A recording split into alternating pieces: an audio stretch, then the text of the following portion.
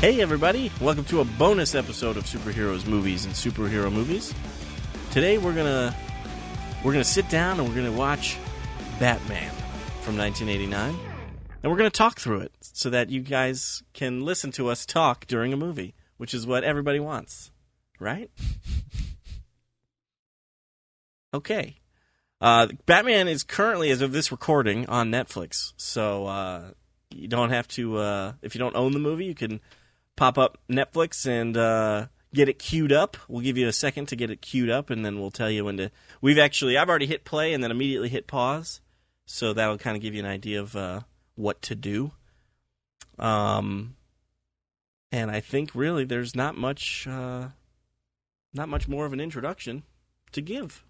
All right, so if you've got your Netflix ready, we're going to sit down and enjoy Batman. Hit play in 3, 2, 1, go. Now, John, when did we talk about this episode? This was one of our first episodes, wasn't it? Batman? I think it was number 3. Might have been. No, maybe, yeah. I'm pretty sure it was number... No, wait, Jurassic Park I think was number 3, so this was like 4. Yeah, it was one of the early ones. Yeah. So I'm sure we've talked all about, when we saw this movie for the first time. I was fortunate enough to get to see it in the theater. And I have memories of sitting in the theater getting to watch it. Like, these opening credits, I think will always stick with me watching it in the theater.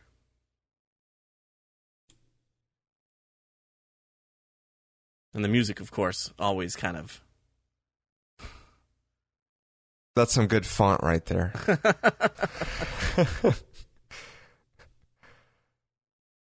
I remember the first time watching this, just, you're in a cave. Mm-hmm. I think I remember saying this in the episode. I for whatever reason, when I was a kid, I remember I was like 6 years old. Billy D. Williams. I thought this was the... Because you know how the Batmobile's wheels have the bat symbol on it?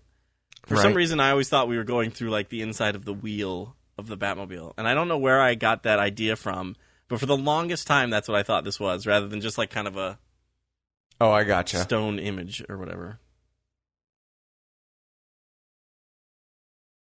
I think it's really amazing, too, because it gave Danny Elfman... That's crazy that his name just popped up, because I was going to say, it gave Danny Elfman...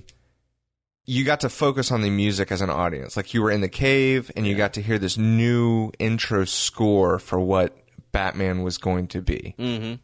I remember when Danny Elfman was doing Mission Impossible, the first Mission Impossible, they asked him... He said he was asked when he was doing Batman if he was asked by a lot of people if he was going to keep the old Batman theme song, the na-na-na-na-na-na-na-na. And he was like, I don't think it would really work with this Batman. And the reason he was talking about that is because he decided to keep the Mission Impossible theme from the TV show in the Mission Impossible movie. But he obviously decided not to use the Batman TV show theme for the Batman movie. Yeah. Yeah, he did incredible. This one always had, for me, like a loneliness, which was a Bruce Wayne. Mm-hmm. And it of course has the power and the darkness. It's just... And it's got the Tim Burton as well, Yeah. Now this scene right here is not Tim Burton. At least anything anyone had ever seen at that point. I mean, before this movie, Tim Burton had made, 2 movies? Beetlejuice and Pee-wee's Big Adventure? So... Wasn't Edward Scissorhands before this? No, that was 90, or 91. It was in between Batman and Batman Returns. Yeah, you're right. Okay. So this was obviously much... just off the bat, a lot darker of a Gotham City than we've ever seen before. And when this movie came out, superhero movies were not...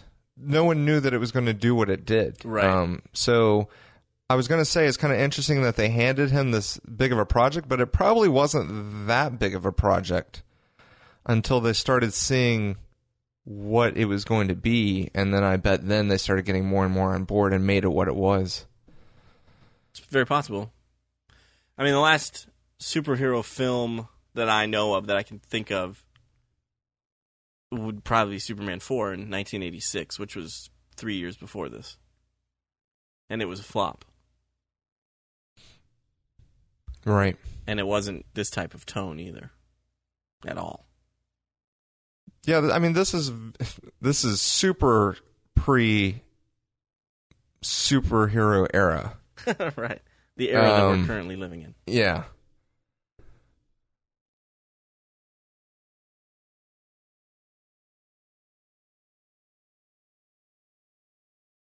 the set feel.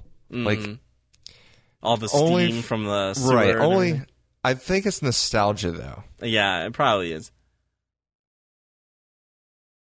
I wish that you know how like this you drawing go to theme right parks here. and they kind of like recreate, you know, like Disney World has like the different countries and stuff, and Universal has Harry Potter World and stuff. I wish there was like a Gotham City that you could kind of walk through. The closest thing you get is like standing in line at the Batman ride at Six Flags, you know? Right. But I wish there was kind of like this type of Gotham City with the steam and everything that you could kind of walk through. And yeah. Well, hey, man, once virtual reality sets in, you'll be able to do that. There you go. This actor right here is actually in Guardians of the Galaxy. He's a British actor, yeah, who he wears a lot of makeup in Guardians of the Galaxy, plays an alien, but because I looked him up, I was like, I wonder what this guy's been up to since Batman. I've never seen him in anything else. He's a British actor, so he's done a lot of British stuff, but the credit that was at the top of the list when I looked him up was Guardians of the Galaxy, and I was like, what? Yeah. And if you remember Guardians of the Galaxy, he's the dealer that Star-Lord tries to like sell the orb to, and then he pushes him out of the store. He's like, I don't want to have anything to do with you. He's that guy. Gotcha. Okay, so we just had the first image of Batman. Yes, we did. And there's the first real image. That's a pretty cool image, especially for the first time this movie came out. I mean, I love, too, that this movie just decides to kind of skip over the origin story. It gives us a little bit of they do a flashback of Bruce's parents and stuff. But I love that this movie, it's part one, and it starts off with him being Batman right out of the gate, I should say, actually. Agreed.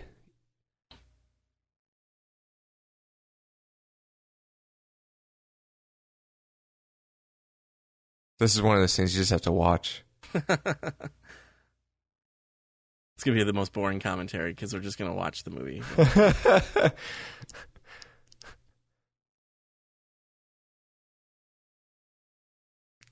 Michael Keaton obviously was not the popular choice to play Batman when it was announced that he was playing Batman. I don't remember that. I was too young, but my dad told me all about it. And my dad even was one of those people that said when Michael Keaton was announced, he was like, Michael Keaton? He just could not see him as Batman. And, of course, I think that scene right there, that's all you had to show people, I think, to change their minds. Of course, we got Harvey Dent here, Billy D. Williams. I'm disappointed that we never got to see the Billy D. Williams Two-Face. Right. I mean, he was supposed to be in the third one, if I'm not mistaken. Yep. It's kind of weird that Billy D. Williams is in this movie and not in the second movie at all. That Tim Burton decided to not have Harvey Dent in the movie. Yeah, that is weird. I mean, he's a key political figure. Right. And there was a lot of political things with Batman Returns. Yeah.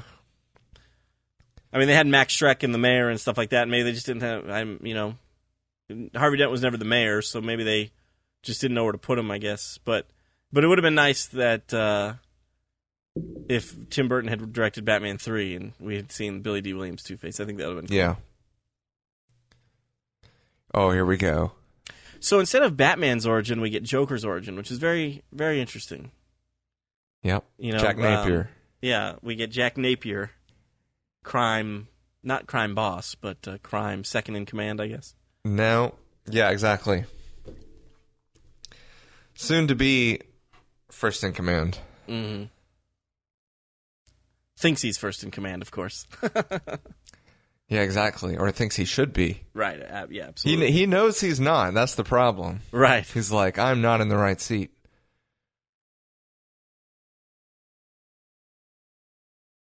Jack Nicholson, perfect pick. Oh yeah. Or at least the performance we got, it was just so incredible and such a treat. So much so that, for well over 10 years, 15 years, we never had another cinematic Joker, to the point where even when Heath Ledger was cast, people were like, he's not going to be as good as Jack Nicholson, you know? Right, exactly. So it was that big of a role and performance, definitely. I remember when Heath Ledger was cast. Yeah, I do too. Well, I'll save that for The Dark Knight. Yeah. Well, I'll just say I had the exact same reaction that my dad had when Michael Keaton was cast. I remember hearing on the radio that Heath Ledger was cast as Joker, and I went, Heath Ledger? Yeah, right. This, what's his name? Eckhart. He always stood out to me as a kid for some reason. I don't know. I think it was just his like stature and his like growly voice and his cigar. Now that I'm older and I know a little bit more about Batman, do you think he was supposed to be kind of Harvey Bullock, and they kind of changed his character around? That's a good. Was Bullock was he in the comics like before the animated series? I'm not entirely sure. I remember I was introduced to him in the animated series, and maybe Bullock was based on Eckhart. You know, right, that's what I was thinking. If Bullock was created for the animated series, I'm not positive. I'd have to look that up. But the guy that plays Eckhart, I forget his name, but he was in Star Wars. He was one of the X-Wing pilots in A New Hope. That's right. Another British actor, I believe. I think this was shot in London or in England. Was it? Oh, okay. And so some of these actors are British actors. Oh, what's this guy's name? His character's name? That's the actor's Robert Wool, I believe is his name, and his character's name is. Oh man, I'm completely blanking on it. I think the character just said it too. Probably. We'll hear it again, I'm sure. Yeah. Oh, you do, yeah. Especially in the party. The king of wicker people. Knox, that's his name. Yeah. Alexander Knox. Yeah, give Knox a grant. That's coming up. We haven't gotten there yet. So here we see some of how even the police are not good people in Gotham City. Gotham City's just not a town you really want to live in. But Eckhart looks so trustworthy. It doesn't make sense. Doesn't he? You're 100% correct on that. That's one of my favorite lines. I love the way he delivered that line. You ain't got no future, Jack. There's Bob, Jack Napier's right-hand man. Yeah. And the Danny Elfman music right here, it just kicks in for me. Just a little, the piano. Dun, dun, dun, dun, dun, dun. Yeah. Yep.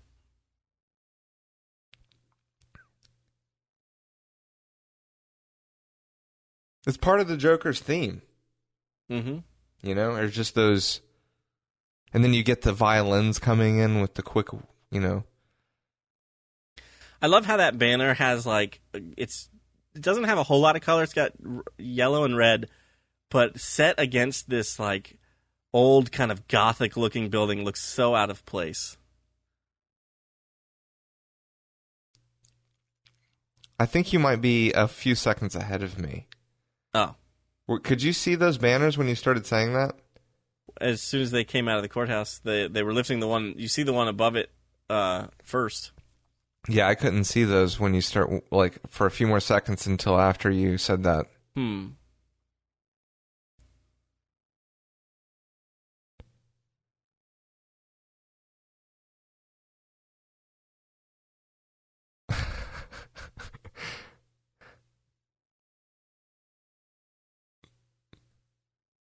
I don't... I like how he takes it in stride, He's he believes in the Batman, but everybody makes fun of him, and he's like, whatever. Right.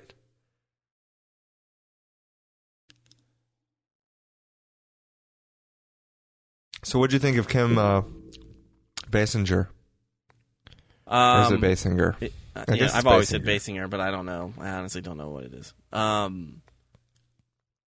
think she's fine. I agree. For Batman not needing necessarily a super romance part to his story. Yeah. And feeling like, the risk of making that feel like it's just kind of put in there. Right. She fit the story well. Mm-hmm. I always liked her character.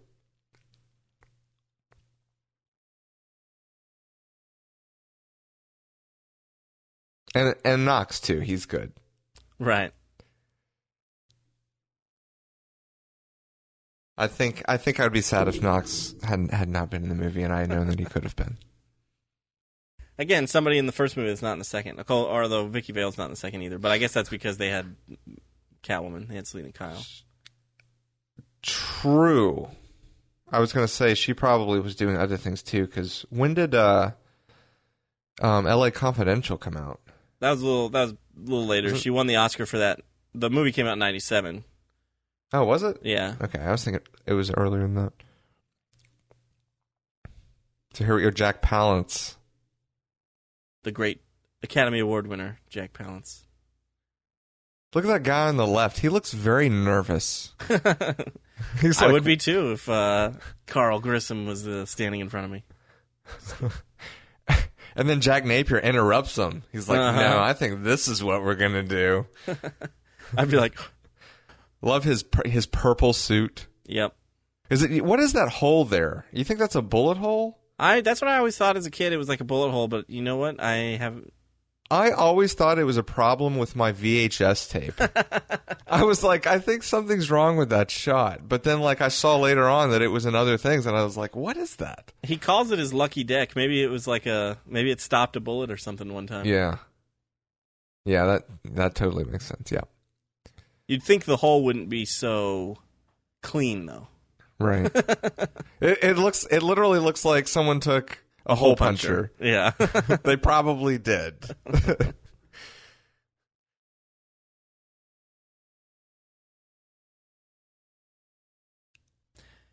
Because is he talking to himself here? Was that an accidental? He's like, oh man, I said my own name. What? Oh wait, actually, it's Jack Nicholson's name too. Yeah, Jack. Jack Palance and Jack Napier and Jack Nicholson is a scene with Jack and Jack. It was supposed to be one of the outtakes, but they're like, hey, we can actually use it because maybe that's why they used it because Jack Palance kept calling Jack Nicholson Jack, and they're like, man, we have to actually make his name Jack. His name was Jack Joe Palance Napier, keeps calling him Jack.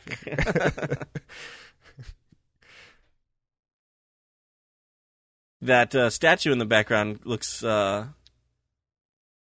nothing like. I was about to say it looks kind of like the statue from the old Batman TV show where they lift. It's like a bust of Shakespeare and you push it back and hit the button. Yeah. And then they went to that close up and I was like, looks nothing like that statue actually. I love that Bruce Wayne has a casino in his mansion, or at least he brought one in. Yeah.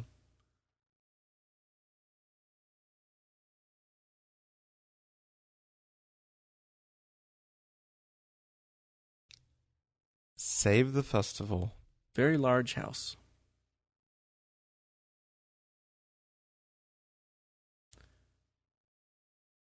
And this is the first time we've seen Alfred. That's true. We actually, if you didn't know, I guess they talked about the Wayne party, so you would assume that's Alfred. Right. I was going to say, because we saw this at such a young age, I knew who Batman was, obviously, before I saw this movie, and I knew who Robin was and Joker. But there are things that I probably didn't know about that existed in the comics. I'm assuming Axis Chemicals was not created for this movie, but was perhaps in the comics. I could be wrong on that. And if I'm wrong on that, I like how it shows up in other things. For example, Batman Arkham Knight, the video game. There's Axis Chemicals there, and even in Arkham City, I believe there's Axis Chemicals. Mm-hmm. And so it always makes me think of this movie more than anything else when I see Axis Chemicals outside of the film. I wonder if it'll be in Suicide Squad. That'd be pretty cool. There's Bruce Wayne drinking alcohol, not usually what Batman does. That's true. This is our introduction to Bruce Wayne. Yep. As well. And he just denied himself. saying he wasn't sure who Bruce Wayne was. And there's Commissioner Gordon enjoying the night. Doing a little gambling. Yeah, getting I guess some gambling luck. is, well, it's a charity event. That's why. Right? Maybe all your winnings go to charity? I don't know. We're gonna go with that one. I mean, it's of course, Gotham City. Alexander Maybe Knox it's is here legal. to make sure that nothing else is going down.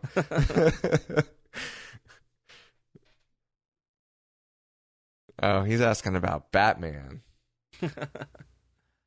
That's not a denial. I like how the mayor shuts him down right here. Mm-hmm.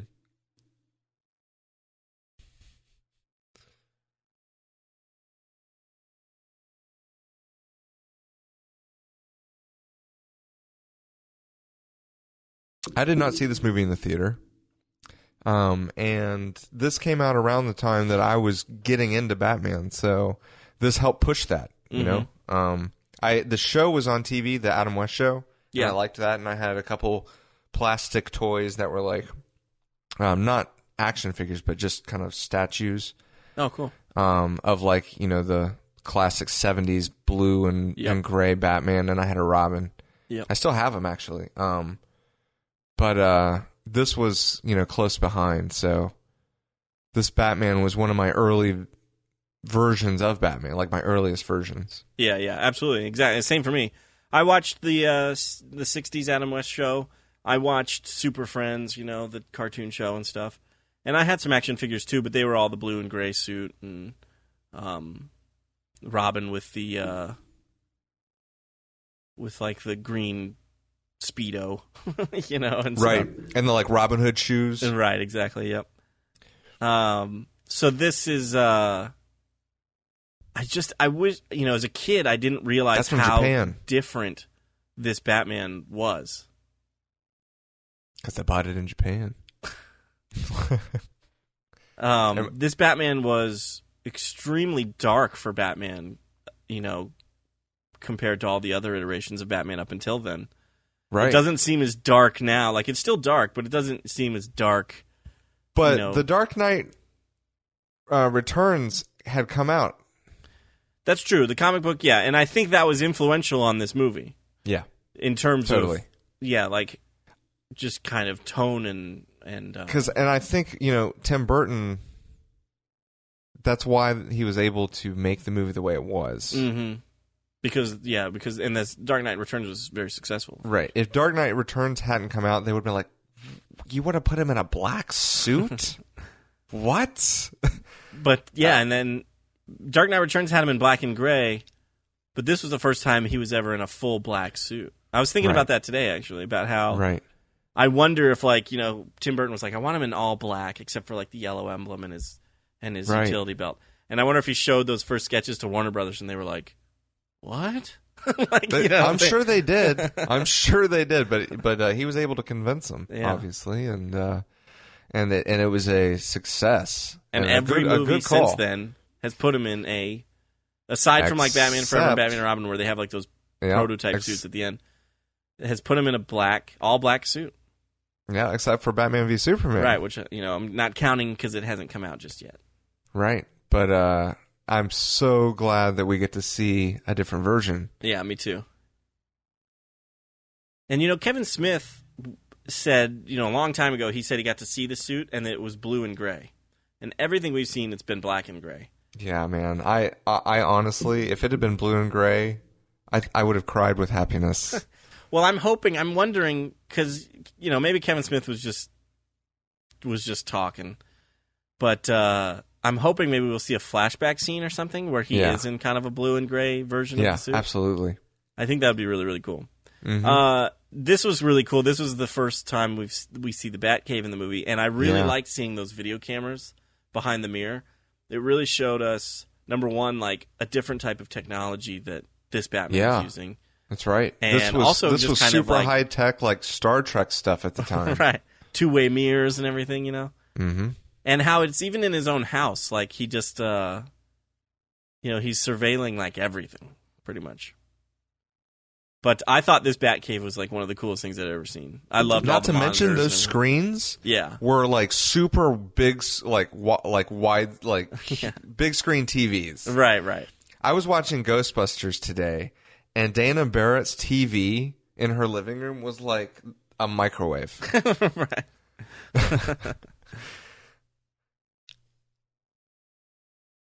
Shoot to kill.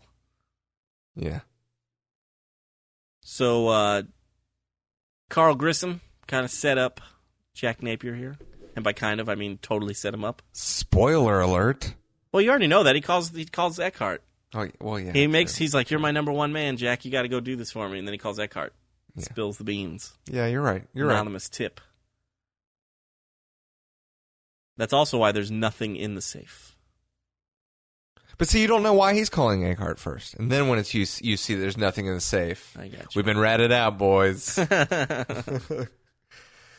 Yep.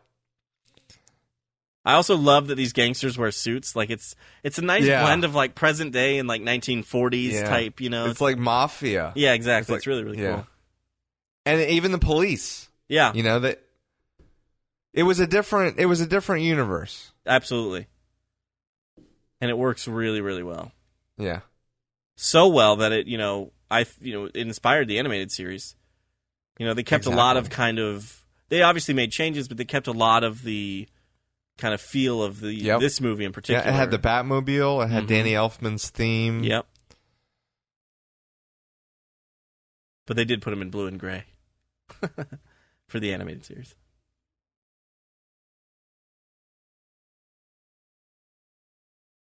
Was he blue in the animated series? I thought he was black and dark gray. Blue. Really? Yep. It was kind of one of those things where it was like black with like blue highlights kind of type of thing, you know? But it was definitely blue and gray. It's been a little while since I've seen it, but I was thinking it was black. If you have Amazon Prime, you can stream it. This, by the way, Axis Chemicals, I've always thought looked like the most dangerous place to work. Like, it just does not look safe at all. Another great Batman entrance.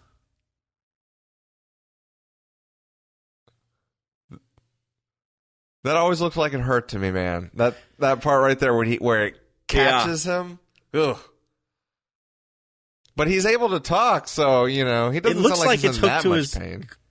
Clothes rather than his neck. Like, I always thought it like went into his skin, and like I always thought it was wrapped around his neck. Oh yeah, like he was hanging or something. Yeah. Like, look at that. It's just that can't be safe. And of course, he's not making it any better. I love the color that they chose, the bright green. Mm-hmm. They were like, think of Joker's hair, and that's the color I want of exactly of that, whatever that is. Another movie that came out close to this time was Dick Tracy. That's true. And I feel like the style of Dick Tracy kind of tried to replicate Batman a little bit. And that's another movie I want to do later is Dick Tracy. Dick Tracy? Yeah. That's a movie I've been meaning to buy on Blu-ray, but I keep putting it off. Yeah.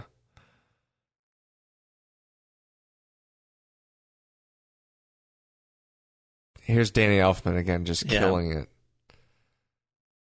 So good that we've stopped talking. So is this scene. This scene's just insane.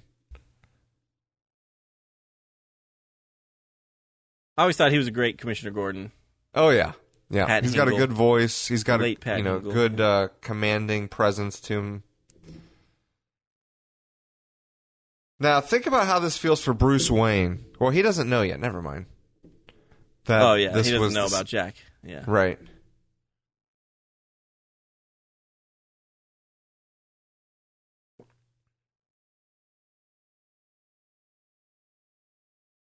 What was Batman going to do there? He just lifted him up?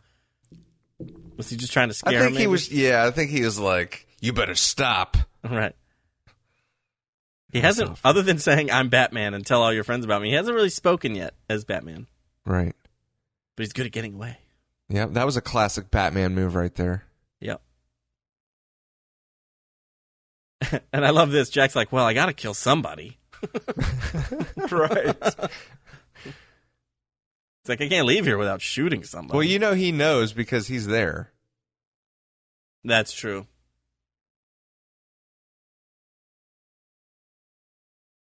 That part was cut out for me in my version. Oh yeah, in your parented edited version. Yep.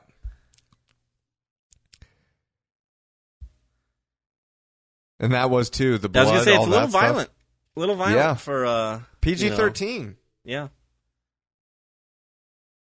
Oh yeah, all this. Now I did see the hand.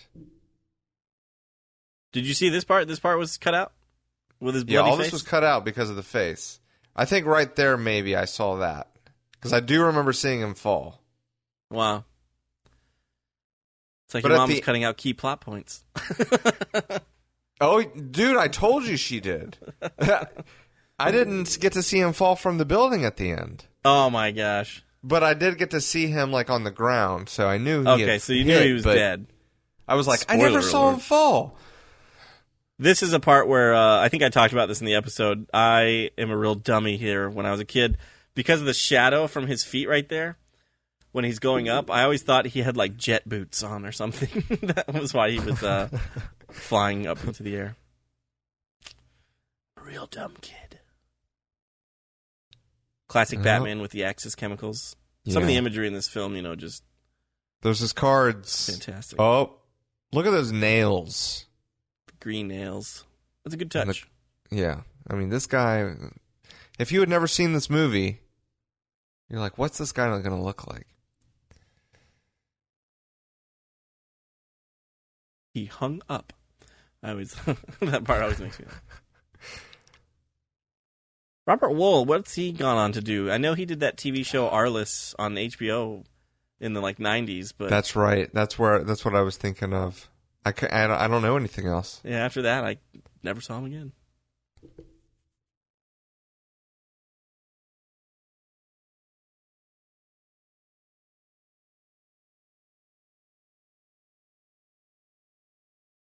That's just a castle right there. Pretty much, yeah. Oh, I love. Yeah, these scenes do a really good job of showing you how rich Bruce Wayne is. Yeah.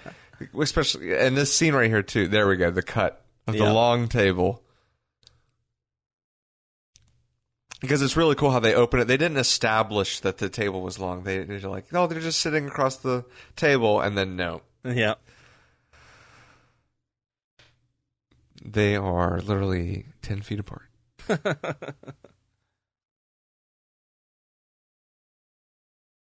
Maybe 15. It's a pretty long table. I don't know whose bright idea it was to eat in there. That's such a good shot, too. Tim Burton. Props to Tim Burton.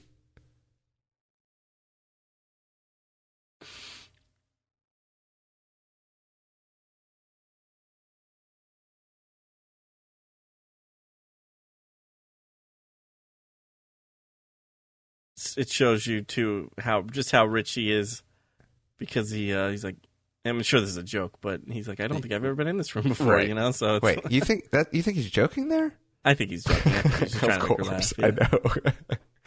I know. Yeah, this is good character establishment, and this movie does a really good job of doing that. You care about Bruce Wayne. Michael Keaton is he's a great Bruce Wayne. He's great both Batman for and Tim Bruce Burton's. Universe of Batman. It's totally Michael Keaton. Yeah.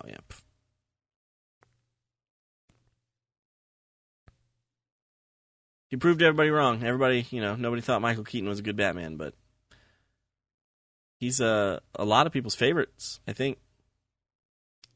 There's still a lot of people out there, I feel like an older generation still likes Adam West the best. Like, Adam West is their favorite Batman, which is funny because it's such a comedic version of Batman, but it's what they grew up on, Like, it's hard for me to pick who my favorite is. I think Michael Keaton probably would be my favorite. I obviously think the Dark Knight trilogy is probably a better set of movies, just overall in terms of Batman. But Michael Keaton, I grew up on Michael Keaton, as Bruce Wayne Batman, so I think he might be my favorite. No, I take it back. George Clooney. That's what I was trying to decide between him and George Clooney. Yeah. Yeah, I think I agree with you. I think Michael Keaton probably is my favorite as well. Christian Bale was great. I actually, honestly, for the Nolan verse, Christian Bale. Yeah. But for Batman, like the way that they were doing Batman in Batman Forever, Val Kilmer was a really good Bruce Wayne too. Sure. I really liked Val Kilmer's Bruce Wayne. But I think Ben Affleck's going to take it there for me. Ben Affleck, yeah, I'm very excited to see Ben Affleck's rendition. I think it's going to be like Ben Affleck's going to be like my serious Batman, and Michael Keaton's going to be like my classic Batman. Right. That could be. I'm hoping, you know me, I'm hoping this new movie is going to just be amazing. I'm a little worried that I've gotten myself so excited that I'm going to be let down. But from everything I've seen, Ben Affleck as Batman looks just incredible. Now, I did have this scene, and this scene's kind of creepy, especially when he breaks. Creepy. Especially with all the surgery tools and stuff. He's like, look what I have to work with here. Yeah. I always thought that looked kind of And the gross. set design in this is great. You got the flashing red light in the background and the window. Yep. It's just very creepy, like back alley. This guy probably cost charged him $10. It's not a surgeon I would want to go to, or a doctor or whatever. Like, look at that. It looks like everything's pretty. Disgusting. It doesn't look like there's any, bacteria or anything that wouldn't get infected or. It looks like half those tools are rusty. That's a good point. Was it the chemicals that made Jack Napier go crazy, or was it his cow disease that he got in his brain? That's the first time we kind of hear the Joker laugh, too, which is pretty great. Mm-hmm. And what a laugh it is. Mm-hmm.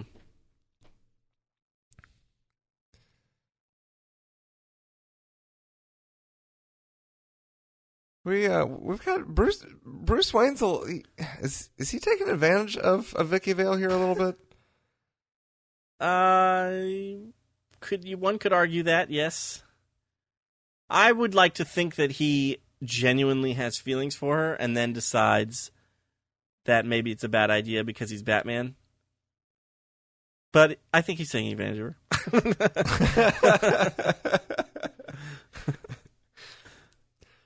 I love the statues in the back there. Oh, here we go. Like outside the windows? I could quote this entire scene. Sugar bumps. Yeah, I like those. Like, they're not gargoyles, but like they're part of the architecture. It's very right. They're really, really cool. They're almost it's something like I kind of missed from the Batman universe, honestly.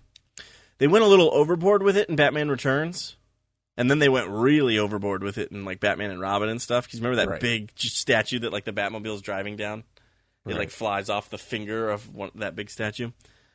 But it's something that the Nolanverse didn't have, and I don't think, just from what we've seen in the previews, it doesn't look like it's something we'll have in the Snyder universe. But, I always kind of miss those, like, kind of, just that set decoration, I guess you could say. So, man, the audience must just be on the edge of their seat right now for the first-time viewers.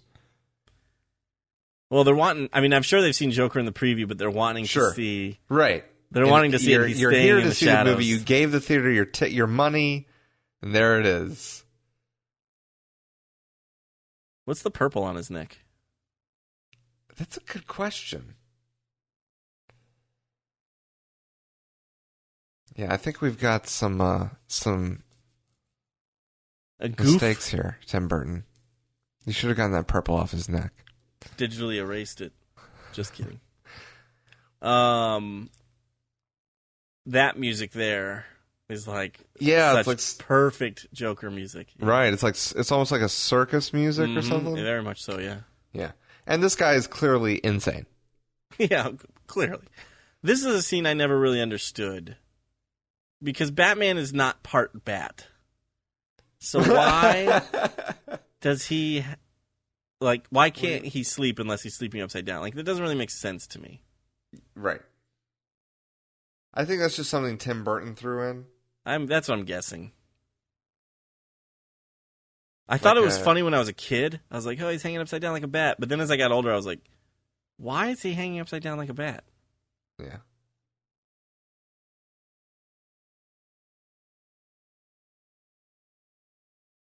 And I'm sure Vicky Vale is asking the same question. She's thinking the same thing. Why is he hanging upside down like a bat?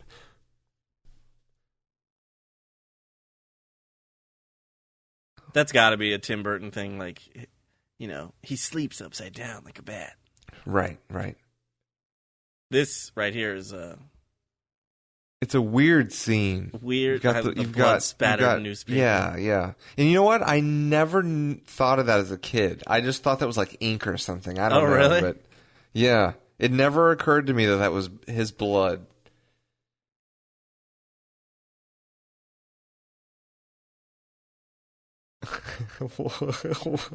Where did this come from? I think they just were like, Jack, just do whatever you want. Just do something weird. And they were like, perfect.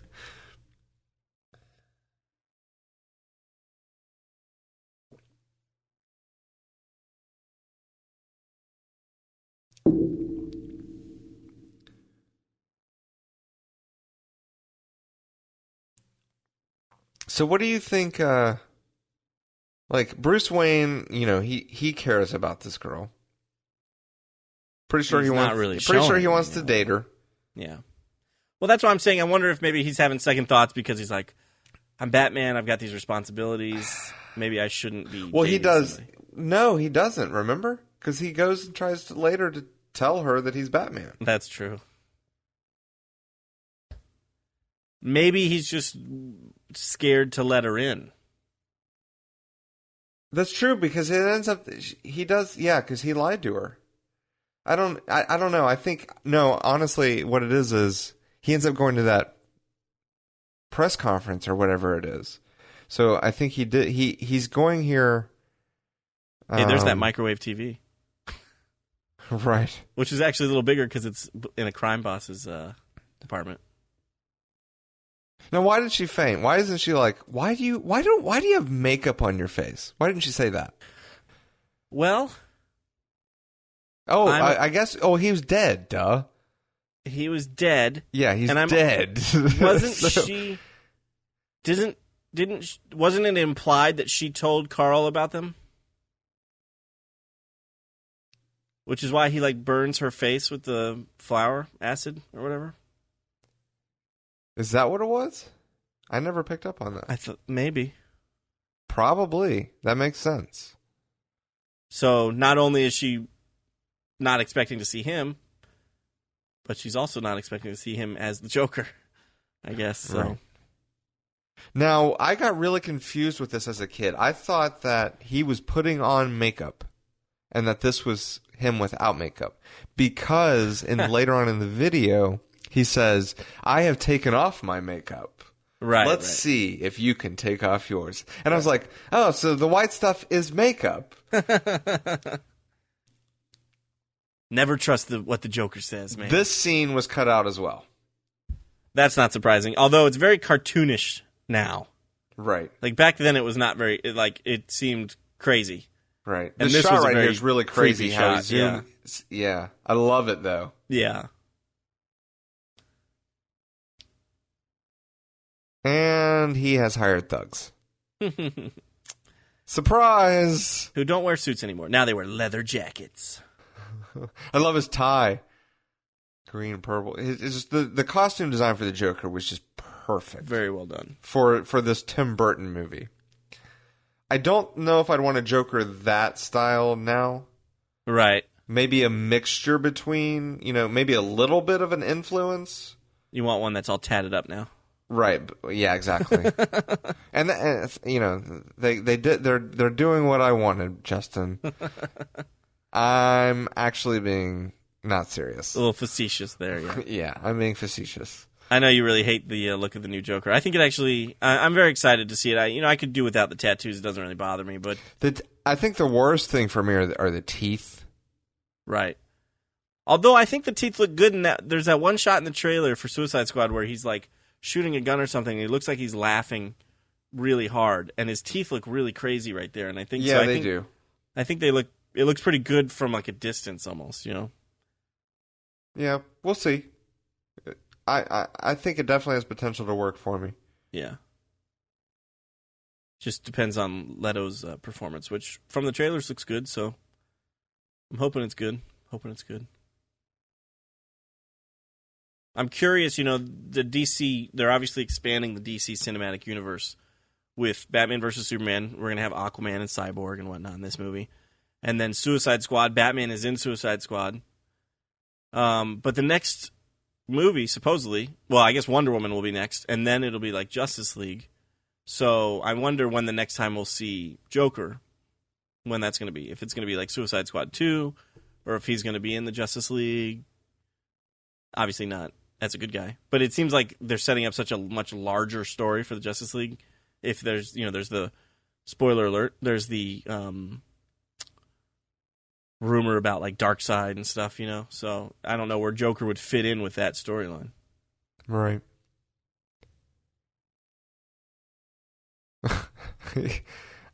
Was that whole scene cut out? I love that scene.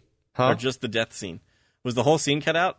Because that's a no pretty creepy shot at the end. Never saw it. Yep. That's crazy. That reminds me of the first time I ever saw Pulp Fiction was the TV edit version of it. I saw it it was like on Fox or something. And so I taped it and watched it on tape. Man, I must have been like 7th grade or something.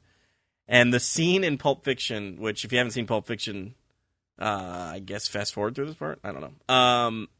Which you can't do because you're watching a commentary. I'm just going to ruin something, I guess, for you. In Pulp Fiction, in the scene where John Travolta accidentally shoots Marvin in the face, like that scene goes on for a while, and the TV version of it, he turns around and he's like, "You got to have an opinion, man."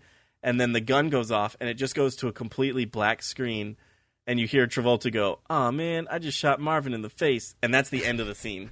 That was the TV version of that scene. So the first time I saw Pulp Fiction, like for the actual, like the real version, I was like, "Wow, the scene goes on for way longer than it did on the TV version." Yeah, for TV, it's like, why was that scene even in there? Right. It's one of those movies that's like, how did it even have a TV version? True. Very true.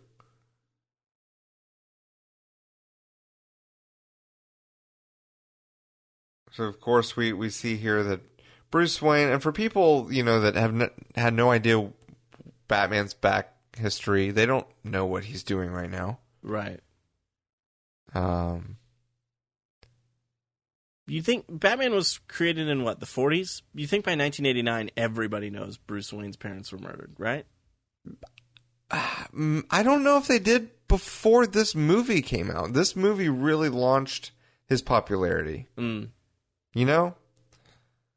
I mean, you did have the Adam West show, but that wasn't really a part of it, was it? Like, that never came up in the show, I don't think. No, not that I know of. There was the Frank Miller comic Batman Year One that came out. Yeah, but I'm talking about a general audience. That's true. Like, this movie had a general audience. Right. And you're right, it's not something they really brought up in the Adam West version because it was so much more lighthearted. Right. Why would you bring that up in that series? Just like they never brought up Dick Grayson's family in the Adam West show. So what's Knox asking him here? I didn't hear it. I was talking. Because I'm curious, like Bruce Wayne. I think this is why Bruce Wayne came, was to.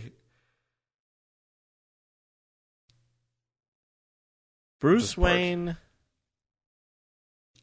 Why is Bruce Wayne there? See, I'm thinking he's checking up to find out maybe if there's any leads on, or more information about the raid. There's Bob. He had to do his nice little, yep, take some pictures. Yes, thank you. I love the mimes. See, I think he's here just to listen to this press conference, Bruce Wayne. Sure. And that's what I was asking. Is that why he told Vicky Vale that he was busy? Right. And of course, Vicky Vale's there, so he's not very smart. World's greatest detective. So what do you think Bruce Wayne is thinking here? Do you think he's like... of course he's not like, that's Jack Napier. I don't think he's thinking that yet. Right. Because it's just this weird guy dressed like... You got mimes, and then you got this green-haired one. And then that happens. Yes, that would be my reaction as well, the screaming. I think maybe now he's thinking Jack Napier's still alive.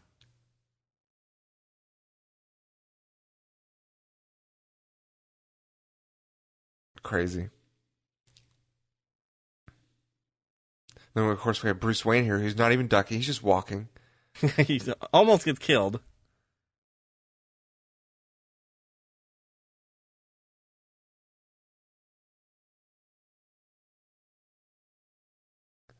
Is that where he... I'm trying to remember how he figures out, links Jack Napier to the guy in the alley. Well, that's after Kim Basinger's... He goes to Kim Basinger's apartment. That's right. The whole, have you ever danced with the devil? Right, that's right. Oh, yeah, of course. Now, do you think he planned on going to that press conference, or he just stumbled upon it after he gave the... It could have been either. Roses. Nice little Joker gadget right here. Yeah. That was cut out too, I think. Really? Why would that be cut out? Wait, I take that back. It was one of his lines coming up. The enema one? Yes. That was cut out? Oh my. That was cut out. No, it wasn't. I always heard that part, and I was just like, I never knew what it was. Understood what it meant.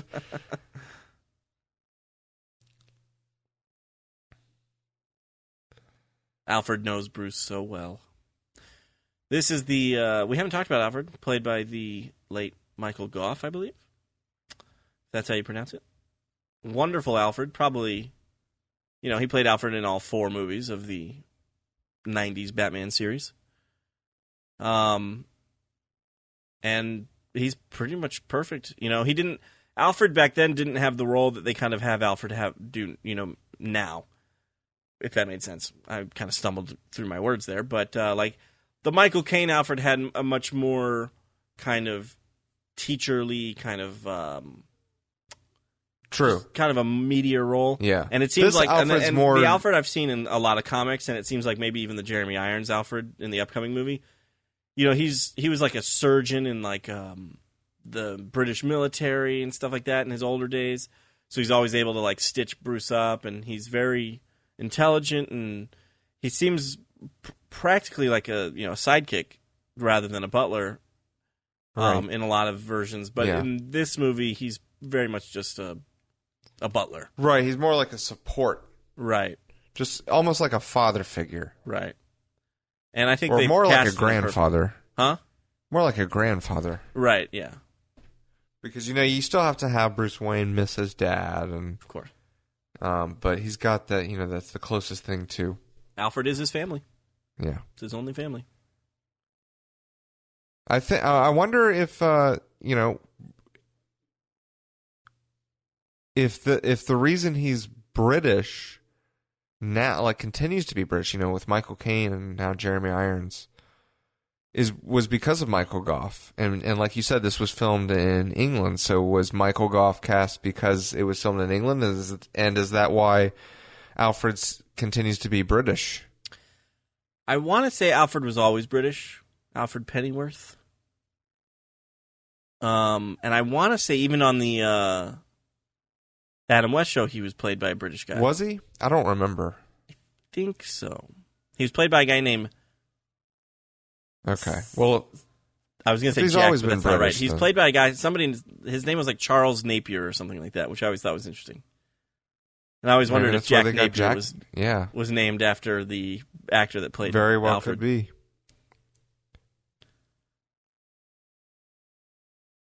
I love that Joker's not. He's got nothing to do, so he's just cutting out pictures. Right. Just doing some arts and he's crafts. He's bored, man.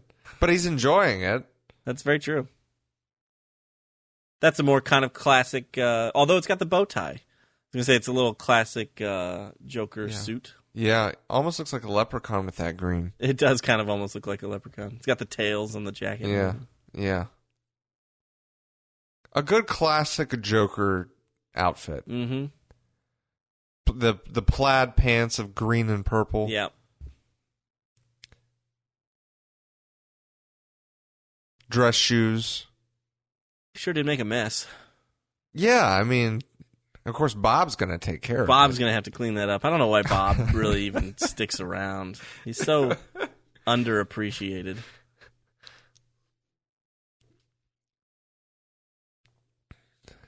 Who's this poor guy? I don't know, but he's also got very, Listen to the way the Joker treats him. Have you shipped 1 million of those things? Well, you made me lose count, sir.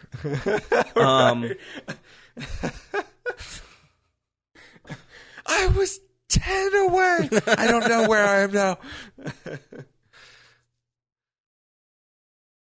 I like how the Joker pretty much took over the place that turned him into the Joker. Axis Chemicals. Those models, that's creepy, man. I never really, it never clicked with me as a kid what was going on here, but I just remember thinking, that is weird. They look really weird. It didn't click with me as a kid that they were dying, even though I think it said that they were murdered. Right. But like when she starts laughing here in a second and falls over, like it didn't click with me that they were being killed. Right. I thought they were just being turned into like the Joker, basically. Right.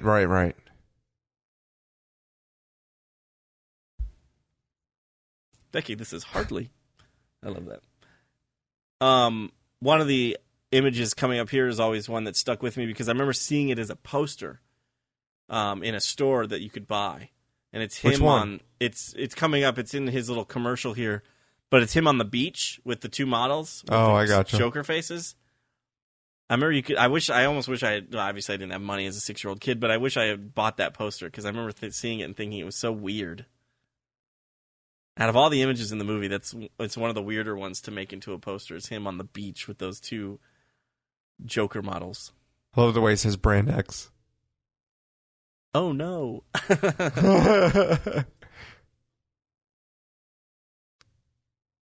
And all these people dead. Yep. They're right there.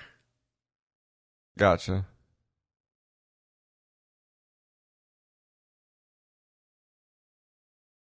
This is also a great Joker plan, Yeah. to like put things into everyday products that people have already bought. And it kind of took from The Dark Knight Returns. Did it? In fact, a couple things were taken from The Dark Knight Returns here. This, remember where he's on the talk show? I do remember that. And the people get gassed, and then all their faces turn like this. That's and true. also, the other thing that is from the same scene where the balloons come and gas those people in the room. And I think the balloons at the end of this movie at the parade were taken from that as well. That's very possible. It could be. Because they have the exact same thing, like the gas comes out of them. Yeah. I think it's way too coincidence. Yeah. I remember that. It was made, the toy maker guy makes those like flying, right, like dolls almost. Yeah.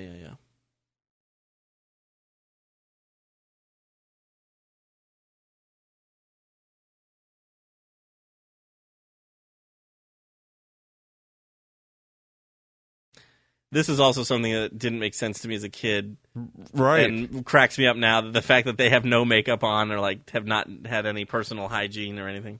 Right. I mean, as a kid, I was always like, why does this guy look so exactly. terrible? Yeah.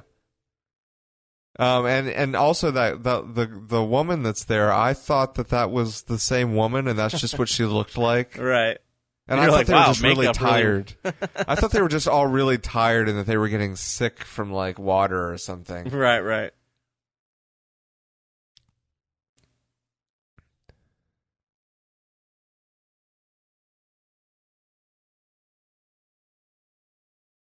Now, how come they don't have hygiene problems? Well, that's what I was just wondering that. And Bruce Wayne. Well, Bruce Wayne, I don't know if he's figured it out yet, but that's true. He's got the. He also has no fear. And he's Batman. I mean, he can go a few days without a shower, and right, it's fine. Exactly.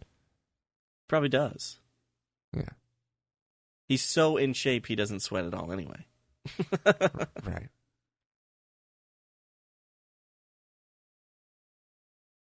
I'm not meeting her ever again. Now, do you think those are supposed to be the Joker's natural fingernails? Yes. I think the chemicals changed his fingernails to green. To green, yeah. Of course.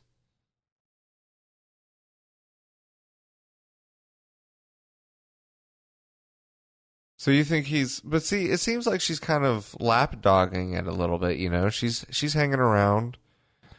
She wants to make him happy. I think there's been some damage done to her. I don't know if maybe it was done, obviously there was some physical damage done to her face. Well, but I also wonder if maybe there was some, brain damage done to her or something. Because she seems like, in the beginning of the movie, I won't go so far as to say, they obviously didn't give her a whole lot to say or do in the beginning of the movie, but she seems like she's all there, and later in this upcoming scene, she's like, you said I was going to see the paintings. She almost seems childish. True. And so I wonder if something was kind of I always kind of thought she was just kind of a ditzy girl. Right. Well, it could be too. But, yeah, it's not something I really thought about before, but upon this viewing, I was just wondering if maybe she told Grissom about them, which is why Grissom set him up. Right. Man, that is dark then. If that's a good question for Tim Burton. Yeah. How did she have severe brain damage in that scene, Tim? Or right. Because the music that's used for that scene, if she had brain trauma, and then just to see that mask and the music that's used, that's just super dark. That is dark. And it's it's very Joker-like to not kill her, right? Just well, the next thing is he shows that he kills her. So as she came and asked that question because he shows the mask. So she basically goes, asks him that question, and then he's like, "Oh, you're still alive." That's true. I forgot about that. You're right. Yeah, I mean that's super dark. That is pretty dark. We get some great Prince music coming up here. Yes, we do. Thank God for Prince in this movie because a lot of it makes it. I like how that guy, I never noticed that before, that guy's legs were sticking straight up. He fell on the ground and gravity had no part in his legs falling down. These guys are just super happy to be doing this. And I'm going to be honest, if I were able to walk through a museum like this and do this, I'd probably be a little happy too. I would feel terrible because of all the art I was destroying. But I would too, but if it was not real art, like it was reprints or something, then I would totally have fun with it. But I don't think I can destroy original all these people have brain damage too, thanks to the Joker. I said all these people have brain damage too. Thanks to the Joker. Exactly right. I love that. The Joker was here.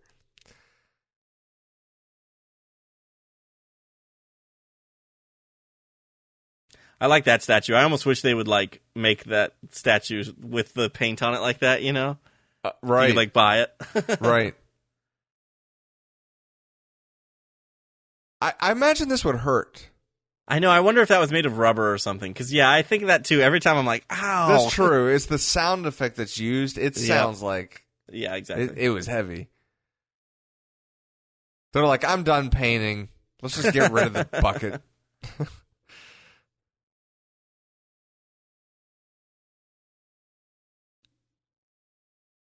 Joker is the party man. It's not the $1 bill.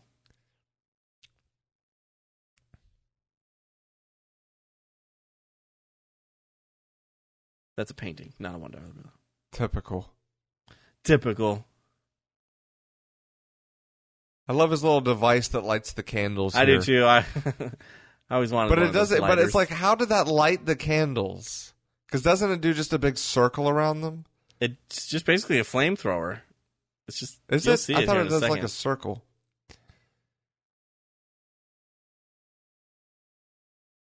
Oh yeah.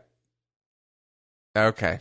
I guess. And of course they the cut away, so you can't really see the the candles cut getting that it lit. does. I guess it always reminded me of like a ring. Mm.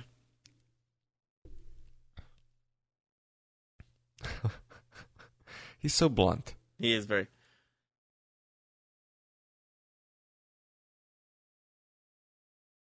Oh, the Corto Maltese is also something from Dark Knight Returns.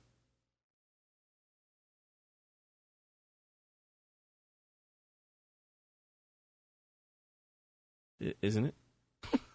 I believe so. Yeah, I mean, I think there's just a lot that shows that this movie definitely used Dark Knight material to review and research as to what and how they were going to make their Batman.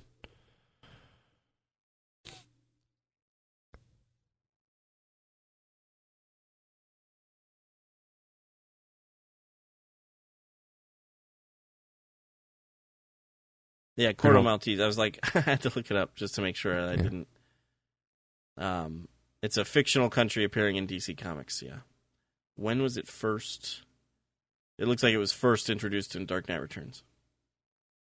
So yeah, they took it straight from Dark Knight Returns, I'm pretty sure, and put it in this movie. Yeah.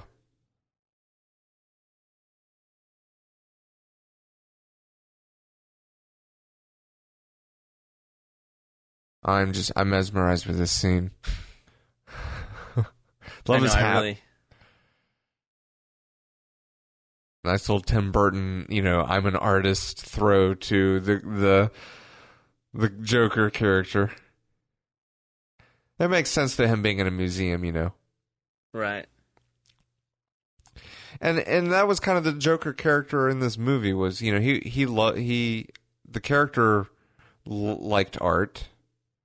That's why he's cutting out pictures. Oh, you know what? Never mind. It was a different scene.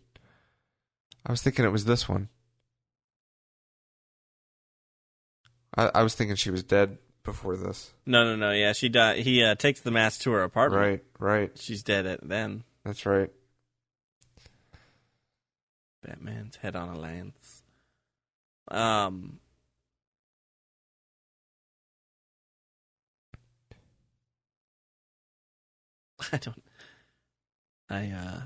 feel like this commentary is we're just mesmerized by this performance, I think, and so.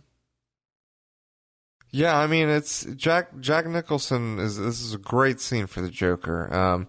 You've got a nice little surprise gadget of the Joker right there with his acid spraying instead of water. That's a typical gag for a clown is to have a water spraying flower, right. But his spray's acid. Right.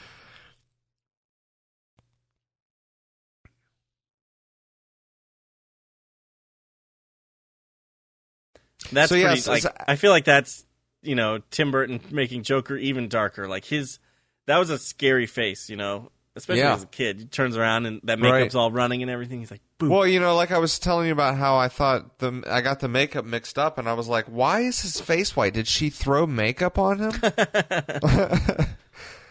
You were very confused. It was. Never quite understood that line, but I like it. I love that line. It's a good line. And then here's the first shot of the Batmobile. My favorite Batmobile. This is my favorite Batmobile. Yeah, absolutely. It is. Nothing compares to this one for me.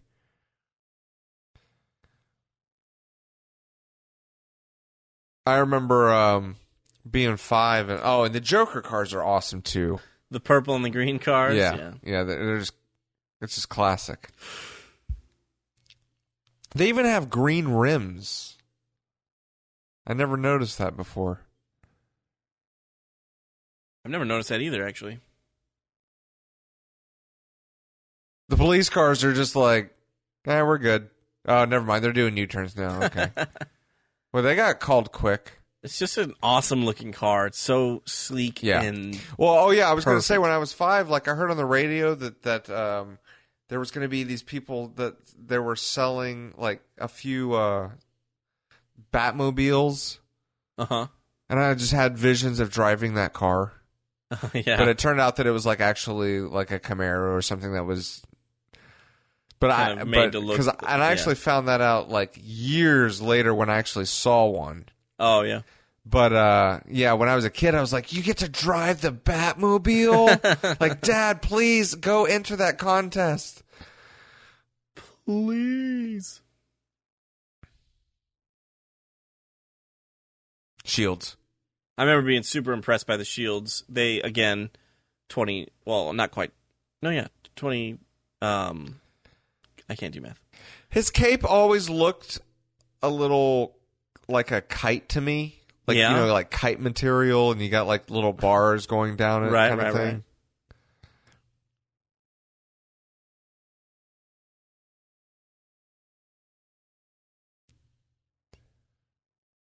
I love the atmosphere of Gotham City here, you know, going down the alleys, and it's a dirty city. Yeah, absolutely. It's dark.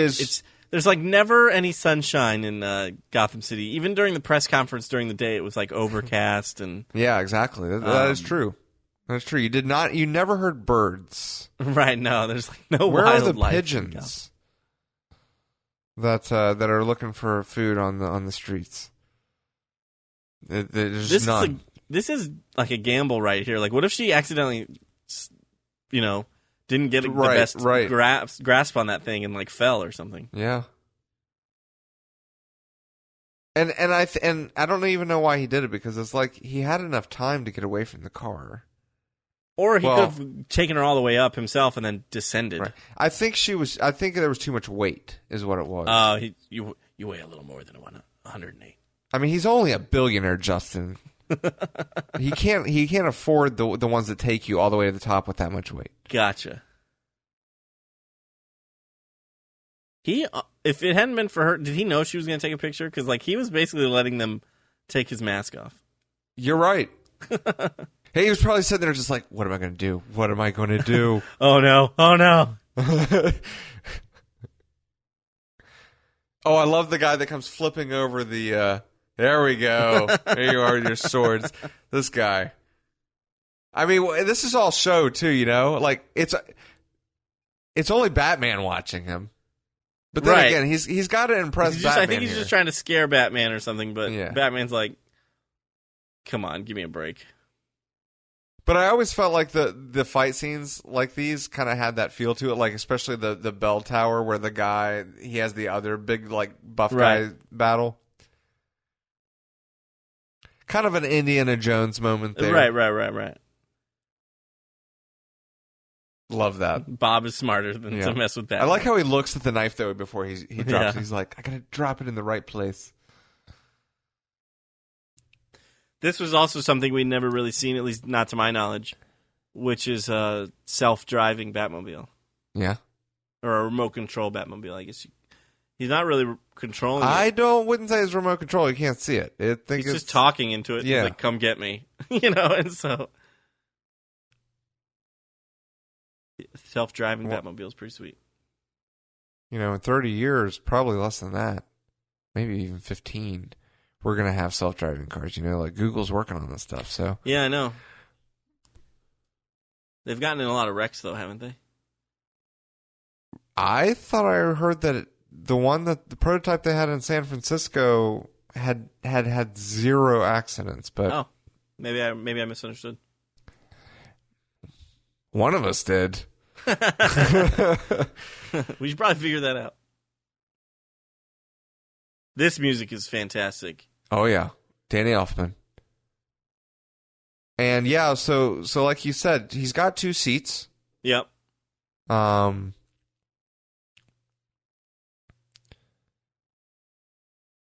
just love the shots here, showing how desolate the trip to the Batcave is, or to, Wayne's Manor, and the jet. I always wondered why. I mean, it's Wayne Manor, so he doesn't really have a choice as to where his house is. But why is Wayne Manor so far away from Gotham City? It's like when the bat signal comes on, he's like, "Okay, I'll be there in 30 minutes." It's like it's true. And how does he even see it?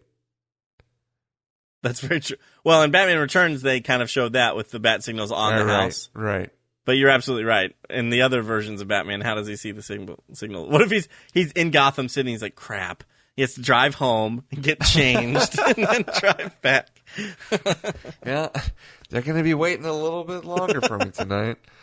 He shows up. What's the matter, Commissioner Gordon? And he's like, well, everybody's dead now, so thanks for your help, try again Batman. next time. Maybe.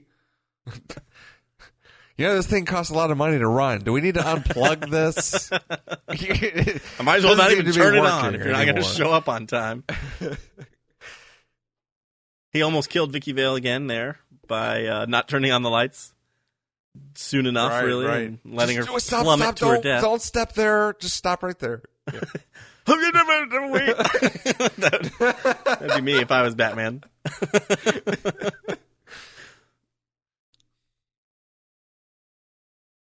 Another great look. So far, like, you know, we hadn't really seen the cave in full.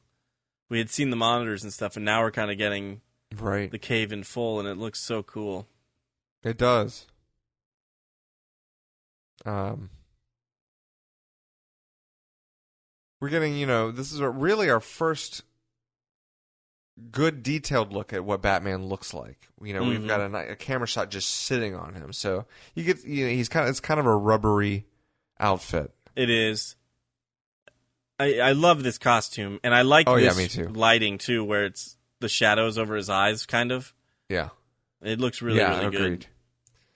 But and you I can like the kind of long tell ears. I never really noticed how long Keaton's ears were. Yeah, he had tall ears. I like that shot too, with the light now just on his eyes. That was pretty good. I was always a bigger fan of the long ears, and I remember the first time I saw them in Arkham, the Arkham games, Arkham Knight Asylum. Arkham Asylum, right? Arkham Asylum. I was almost like, man, those are too long, but then they ended up growing on me. I'm a big fan of long ears. That's just a funny sentence, I guess. Just make me laugh. I'm a fan of long ears. Yeah, rabbits. Yeah, I love rabbits because of their long ears. Yeah, I guess it just depends. I think they work perfectly for this movie, and then at the I like same time, medium ones too, and short ones are okay. Do you like short ones? Well, I think real quick, I wanted to point out, I looks... like how they had, like, they showed her feet were, like, dirty because of the trip and stuff. Like, they kept with continuity there. Unless I was mistaken. It looked like it. I think so. Anyway. I was going to say, I think the Affleck's costume, the ear length on his costume, I think is awesome. I think it looks great. But I think that's just because it's very similar to Dark Knight Returns, and I like Dark Knight Returns a lot. Right. And that's why, you know, I'm pretty sure that's why they picked it. Sure, absolutely. Pretty evident. But I would say this length, the Keaton length of Batman ears, is about as tall as I'd want him to go. I have seen a couple of comics where, like, they're almost too tall. Really? Okay. And it seems a little weird. Yeah. It's almost exaggerated. I can see the anime ones doing that. You know, there was that anime version of Batman. I wasn't a big fan of that. Is that the Gotham Knight? Yeah, that's what it's called. Right. Yeah. I love anime, but that one just didn't work out for me too well. Didn't work for you. I want to say the Arkham Knight ears, I think, are a little too long. But I agree for a movie standpoint. Yeah. Yeah,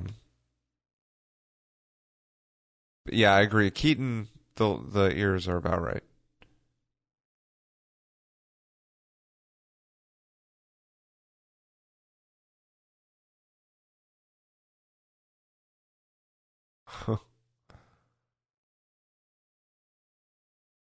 Glasses.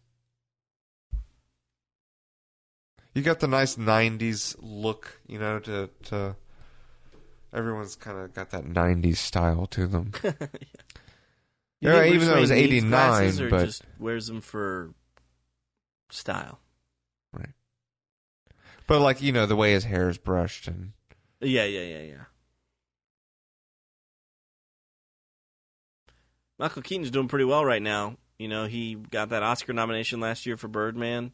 Right. Birdman won Best Picture. And his movie won. He was in Spotlight this year. Spotlight won Best Picture. So he's doing pretty well. Nice little comeback. Yeah, absolutely. And he's I think someone that kind of deserved it, absolutely. Mainly because, he was just kind of dropped. Yeah, and I don't really know how that happened. I don't know if it. I think it's because he was Batman. You think it was? Yeah, absolutely. I think that's why they picked. That's why they picked him for Birdman. Well, sure, but I mean, that's why you think. I think Batman was so big, people couldn't look at Michael Keaton and not see the Bruce Wayne that he was. Like, I know that's what happened to Christopher Reeve with Superman. He had a hard time kind of getting over the Superman. Sure. image. And I think it happened to kind of Michael Keaton, and I think after a few years, people just kind of forgot about him.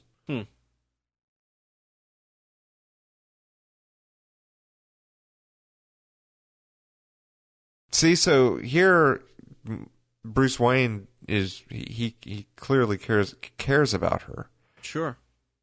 So much so that he's going to give away a secret identity. Yeah, that's serious business, Justin. Which I think is why he's struggling so much in this scene. Right, he's almost sweating right here. Yeah.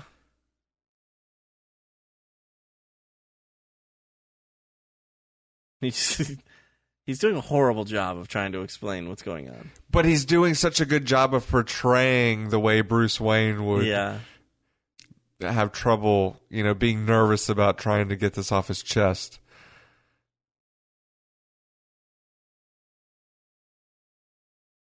Ding dong. Oh, yeah, I'm sorry. I forgot about that part. We got to add to the suspense. One more time. There it is. It always made me laugh when he mouthed. Now, why did he keep trying to tell her after the doorbell? I would have been like, oh, now's not a good time. Hold on. You go take care of that business first.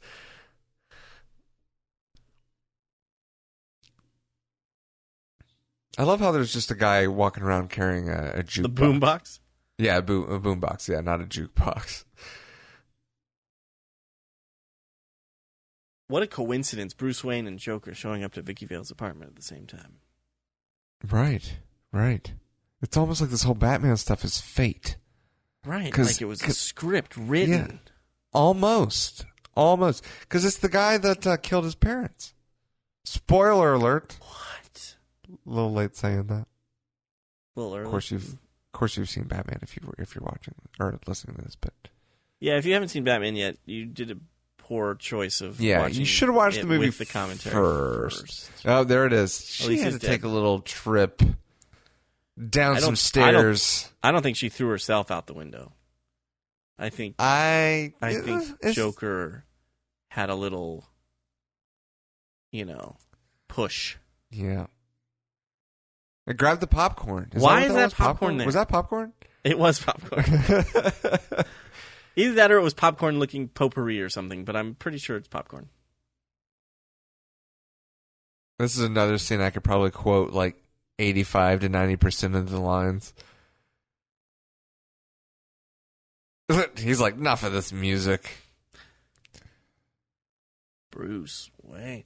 This was something that I never really thought about until the Nolan movies, but Bruce Wayne was such a millionaire, billionaire and you'd think that the news, his parents' murder would be such a big news item, that Bruce Wayne would be recognizable to the general public. And it wasn't until Batman Begins that I even thought of that.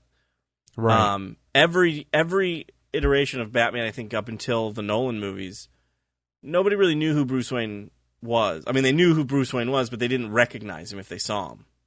I would say that Val Kilmer and George Clooney's Bruce Waynes were famous. Okay, I'll give you that. Especially George Clooney's. He was like on television. He did and it was those press conferences and stuff like that, I guess. I remember from the old Batman TV show, Adam West would show up as Bruce Wayne, and the bad guys didn't know who he was. But in Batman Begins, they talk about. Wait, I gotta hear my favorite line. Right. About you want to get nuts? Right. Perfect. I saw that you finally saw that meme that I sent you. Yeah. That was great. There's a meme where Batman, or that shows Michael Keaton saying that, and then it shows Batman and the Joker. Batman's in his Batman suit, and he has a scoop, and he's getting nuts and putting them in a bag like at a store. It's awesome. So anyway, back to so in Batman Begins, they talk about how his face is all over the tabloids, and I think Falcone says you'd have to go 1,000 miles before someone didn't know your name or something like that. Uh-huh. And I was like, wow, that's kind of interesting. It was like looking at Bruce Wayne as kind of almost a celebrity just because of his fortune, similar to right, like a Paris Hilton or something, right, other people in the world, right. So in this movie, because he's not that celebrity type. Never noticed there was just this random nude painting. Yeah, I noticed that as a kid. Thought it was weird. I gotcha. So once again, Bruce Wayne just thinking ahead and just knowing exactly. He's the world's greatest detective. I mean, right. Knowing exactly what to do, and then what did he leave through the window? I mean, he's Batman. Who knows how he leaves? That's very true. That's very true. Yeah, I like this guy. He's smoking in the office. Yeah. Well, he's a reporter, and he's got to get the story right. And I love the design. You're bringing it up again. The 30s. It definitely has that 30s feel. They were all wearing the little hats and the right. button-up Might as well have coats. the press card sticking out of the hat. Right, right, exactly. Turn on the radio. Uh-huh. Here's something that this current, a lot of generations are not even going to know what this is, that they're using. That is not a computer. What is that thing called again? I was about to say, I hope you remember what it's called, because I can't remember what it's called. It's a... Anyway, it projects... My sister would know. I forget. Uh-huh. If I heard it, I'd know it. Yeah, I know. We're talking about the new generation. I think it's not something knowing. something graph. I'm not sure, but I remember using those things at the library. Yeah. When I was a kid, we're old, man. We're old. I remember old. when they were bragging about getting CD-ROM computers in the school library. Yeah. That was before the computers at school were even online. Mm-hmm. That's very true. Nice shot of the Batman suit right there, just chilling out next to the vault that holds I know. I it. love that suit vault. I think that thing is so cool. Yeah.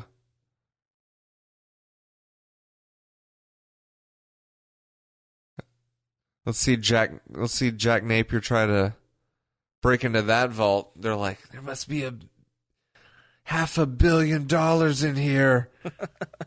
Batman Just a suit. Oh yeah, right. Here we go. Press conference time. Oh, this is a very interesting scene. I love that part where he just pushes the. Yeah. I have this scene right here, for whatever reason in particular, I remember seeing this scene in particular in the theater for some weird reason. And I think it was that image of him pushing the image aside. Yeah, it sticks with you. Stuck with me. Love how everyone's very intently listening. Even me.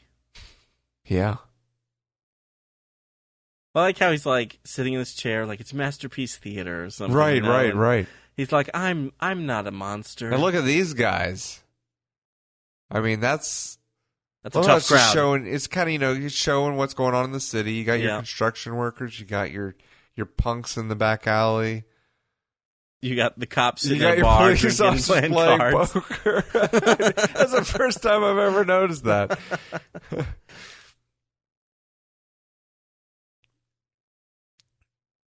But what? Did you say money? What? Money?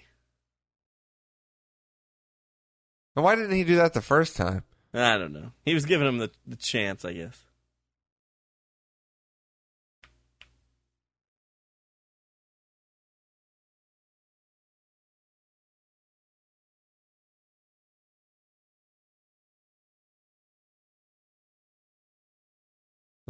I really wish that Batman had taken him up on that and just like fought Joker, like had not necessarily in a ring in one corner or another, but like I wish Batman had just shown up and just beaten up the Joker right in front of everybody. Would have been great. I think he had other plans. Yeah, I'm sure he did. I mean, he was going to gas him. Right. Pretty sure he was going to gas. He expected Batman would get gassed. To know that something was going to go down. Yeah.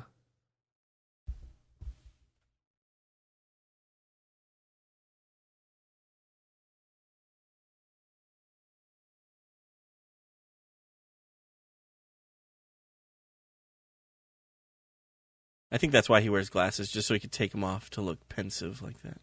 Right. To think about the past. Like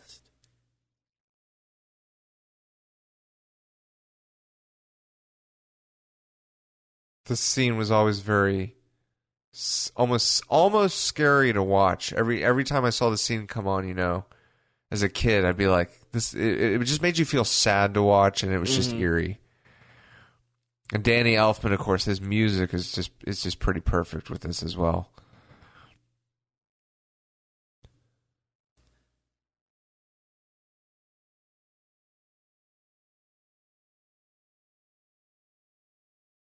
What's that random shampoo bottle doing in the doorway? I was like, is that an Oscar?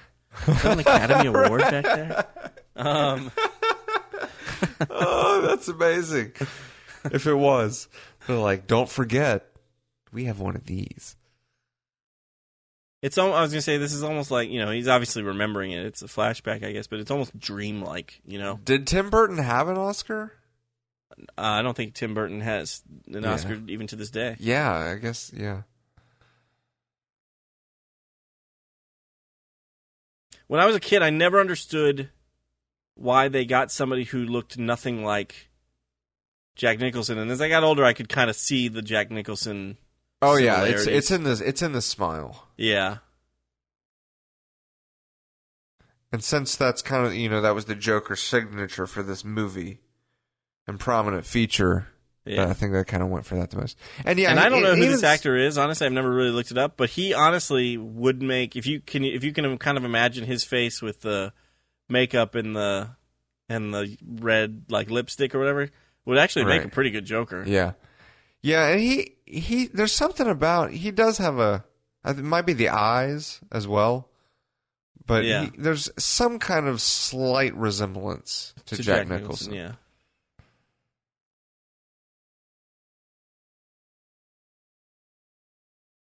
Or, why didn't they use Jack Nicholson himself?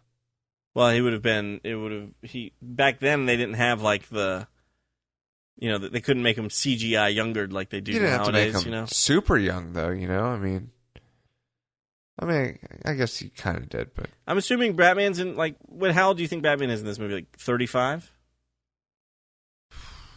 No, I doubt he's that old. He's probably in his early 30s, is my guess. 33? 32? Yeah. So, but I'm still thinking it was probably 20 years. Bruce Wayne was probably, 10, 12? When his parents were murdered? So they'd had to make Jack Nicholson look 20 years younger. Right. Which would be tough. Oh, man, she falls in love fast. She sure does. Well, it's Batman, what can you do? Right. He's like, not again. Women always falling in love with Batman. How many have I told now? 7? And Alfred keeps letting them in the Batcave.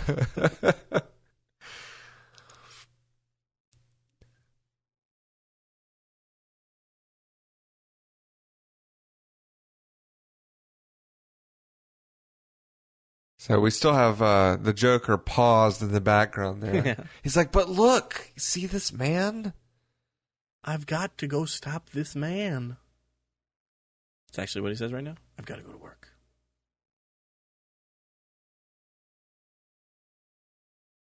Now, it would have been great if we had just gotten like the good old Joel Schumacher. Oh, we kind of are. Butt shot. Yeah, right. But you can't. I mean, this shot's amazing. Yeah, absolutely. Way to go, Tim Burton.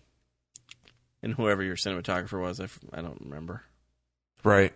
They both had a hand in it. Yeah.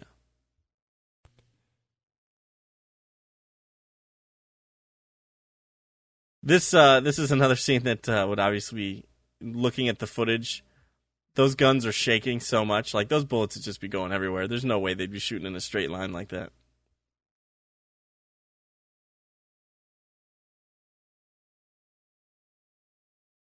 Well, especially now. I mean, shouldn't those things be... They just all fall over.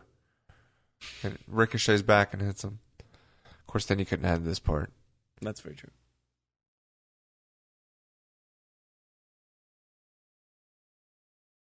Yeah, that's one way to stop Joker in his plan, you know? He's like, you know what? I'll just blow up the factory and all the chemicals will blow up. And he's like, I'm done playing games. I'm done playing games with you.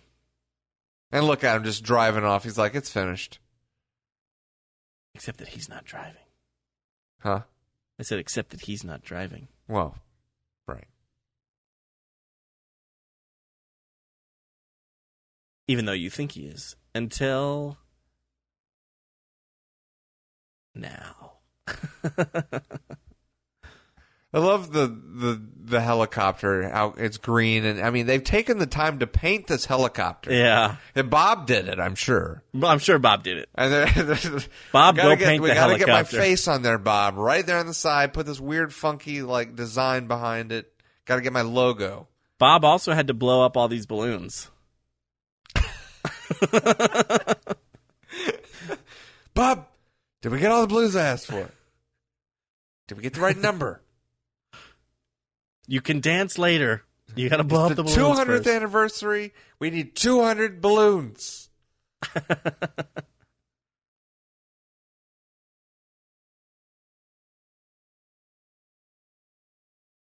I love the balloon design, too. I do like the balloon design, too. Yeah. I wish they had shot this on, like, a real street, because this feels a little small, so you can kind of tell it's, like, on a back lot. Yeah.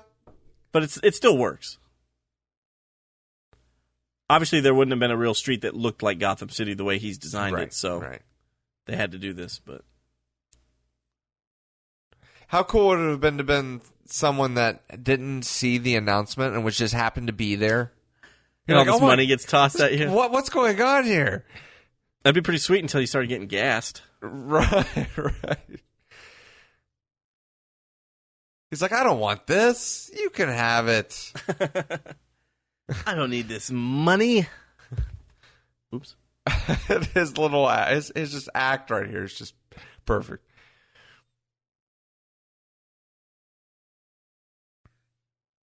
I'm glad Jack Nicholson, who, you know, at this point had won 2 Oscars already, was not only willing, but it seems like he's having a great time playing the Joker. You know what I mean? Right. Like, I'm glad he wasn't like, I'm not going to do a Batman movie. That's me. No, he gave this his. He made it his. Yeah. And I absolutely just love Jack Nicholson's Joker. Yeah, I do too. Bob Kane. I remember reading a quote from Bob Kane where he was talking about how it might not have been for the first movie. It might have been for the second or third movie. About how he likes all the new versions of these villains and stuff. And he's like, but my one wish is that they weren't killed off all the time. He's like, because when you kill them off, you can't bring them back and use them again. Which was something that they didn't really, other than like Lex Luthor, I guess, you know, they didn't really. Although this, like you said, this movie kind of set the precedent for comic book movies almost, at least in our generation. Well, not really. We didn't. I mean, all we had after this was Batman. You know, it was really X-Men that did really superhero movies. Yeah, And that's very true. But I mean, I guess, but like thinking back on the Batman movies, they killed off Joker, they kill off Penguin, they kill off Two-Face. Right. And it's like, so every single movie, Sure. like the villain dies. And I think X-Men, kind of took a little bit from the Batman movies a little bit, because they would have had to been like, what movie do we look to, and it would have been Batman. Sure. I think that's why they put him in black leather suits. Exactly. Do you think we'll ever see Wolverine in the costume in yellow in the film? I hope so. He's only making one more movie, so I'm kind of hoping that they put. But it I don't in know that if movie. I don't know if you can do it in Bryan Singer's universe. I think it would almost have to be a reboot to where you get to do more comic-y X-Men. I gotcha. You don't think they could do it in the Wolverine or the third Wolverine standalone movie? Well, apparently they're doing Old Man Logan. Oh, I didn't realize that. Well, then I guess not. So it might be a while before we see it. I was kind of hoping that they'd do another Wolverine movie, and then like in 15 years, Have him Hugh come Jackman back and do would Old be Man like, Logan? you know what? Let's do Old Man Logan because it's a good time to do that. And Right. But now that can't happen because apparently they're actually doing it now. So Well, did you ever see that deleted scene from the Wolverine where he opens up the case and it's got the costume in there? Yeah, So what? you can probably find it on YouTube. There's a deleted scene that they took out. It's at the end of the Wolverine. They're getting on the plane, and one character gives Logan a suitcase type thing, and he opens it up. Really? He opens it up, and it's kind of brown and yellow, but it's the Wolverine costume. Oh, you know what? I think I do remember that. Yeah. And he kind of gives a look. And they took it out because, according to the director, he said he wasn't sure if he'd be directing the next film, and he felt like that was too much pressure to put on somebody for the next film to like set that up, Right. because then they'd feel like they had to use it. I'd like to see it. But the same director's directing part 3. Because I kind of hold the Wolverine movies apart from the Bryan Singer universe, yeah, I even kinda though do too, yeah. even though they are a part of the universe, it's like they're kind of their own thing in my mind. Right. Back to Batman real quick. We're seeing the Batwing, which was quite possibly the coolest, plane I'd ever seen in my life. I actually owned that toy for like a day or two. Oh, I had it. I think I still have it in my parents' attic. It had like the gun handle that you would hold underneath it. And I had the actual Batmobile. Did you have that? I didn't have that at the time. I bought it later off eBay, but I didn't have it when I was a kid. I had the Batwing, but I never had the Batmobile. Yeah. I'm so bummed. See, the Batmobile that I wanted the most as a kid was the one from Batman Returns where you hit the button and the two sides come off and it becomes the Bat Missile. Right. And I bought that off eBay as an adult, like in my 20s. And I was so upset when I finally got it because it said it on eBay and I just missed it, but it didn't have the fins. The fins, I guess, were detachable off the Batmobile, and whoever owned it lost the fins and like the back. And so that's unfortunate. In my opinion, it looks kind of stupid. So I almost feel like I should buy that again. But those things they're pretty expensive now. But yeah, I love this. The Batwing, I think, is so cool. I used to have the Joker mobile too. Or the Joker van. I still might have that actually. Nice. I never had that. I had the Joker action figure where you put his head in cold water and it turns flesh color. Yeah. And it looked like Jack Nicholson. Yeah, it did. It really did. I ruined that figure because cold water took too long, so I would always rub his face. I had this freezer in the basement of my parents' house that had a lot of ice inside of it, and so I would just rub his face on the ice, and I think I rubbed off his nose.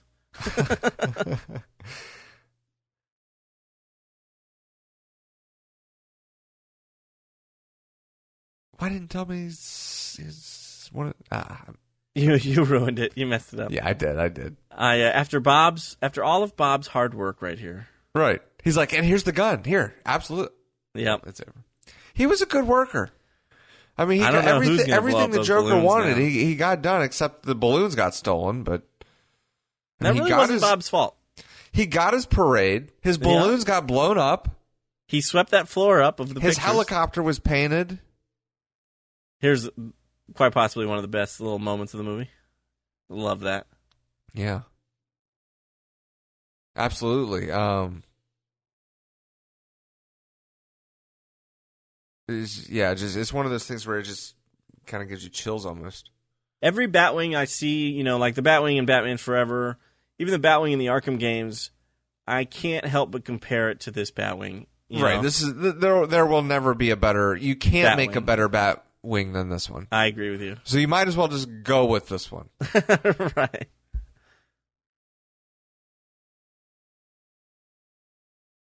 This part when it goes into the cockpit and kind of shows his view, it kind of reminded me of Adam West style Batman, like the sound effects and the visuals right here when it shows it zooming in on him. Oh yeah.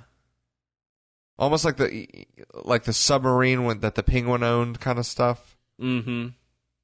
In the Adam West show. Yeah, I remember what you're talking about. Right here. Yeah, it just kind of looked kind of 60s to me. Yeah, it looks a little silly. But I like it. Also, I feel like he needs to recalibrate his weapons or something because he does not hit the Joker, and the Joker did not move. And I love that part. Yeah, has he just been carrying that around the whole time? He has, and it's a very Joker thing to have. Yep, absolutely. I love that. And it would shot. also be powerful enough to take down the Batwing.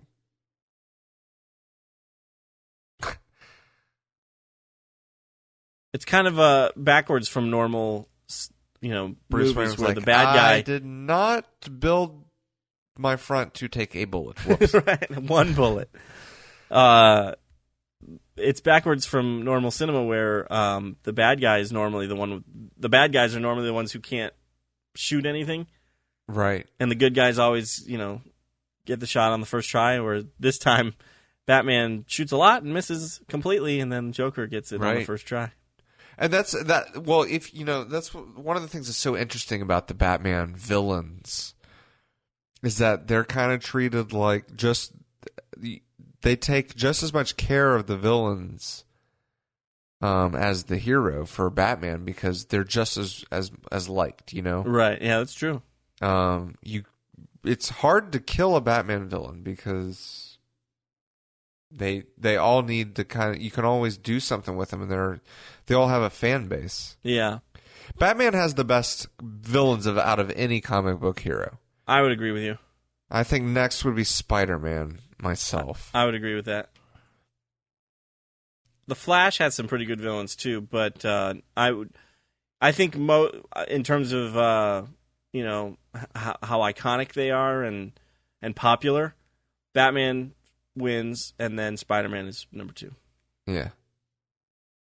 And one of the things that helped Spider-Man, was with the creation of the Sinister Six and stuff. Sure. But X-Men also, they have got a lot of good villains in the X-Men universe. Superman doesn't have a whole lot. I mean, Superman has a lot of great villains, but not nearly as cool or as popular as Batman. Right. Like, I only know really a handful of Superman's villains, really. He has some silly ones, too. He's got I've learned more over the years. Huh? I've learned more over the years. Right. Yeah, he does have some silly ones, like you said, that brought up the toy maker. Right. And Mr. Mxyzptlk. Right. Who's the, character from another dimension and who's just, kind of annoying more than anything. Yeah, I'm hoping, if we do, obviously it's going to be a while before we get another standalone Superman movie. But it would be nice to see another villain aside from Lex Luthor, like Metallo or Brainiac. Or Brainiac, yeah, or something, so. Mm-hmm. Well, I mean, we're getting Doomsday, so. That's true. I'm still very nervous about that, but I'm very nervous about Doomsday. So love this bell tower scene. The choice to pick a bell tower as the final act or whatever. Right, I think awesome choice. Yeah, I agree. Gives it that gothic Tim Burton touch to it. It was probably his idea. Oh, of course. Tim Burton definitely has his, scent on this movie. He's very flourishes. Yeah, more so in Batman Returns, but they let Tim Burton do a lot of stuff in this movie, and you can tell. the dead flowers and stuff like that. Yeah. The white, or I think the love of art, the Joker liking the art, all that was probably Tim Burton, because Tim Burton was is a big art guy. He was an animator. Right. Used to work for Disney. He the only thing I know for sure that he worked on was Fox and the Hound. But he was an animator for Fox and the Hound. I didn't know that. Yeah.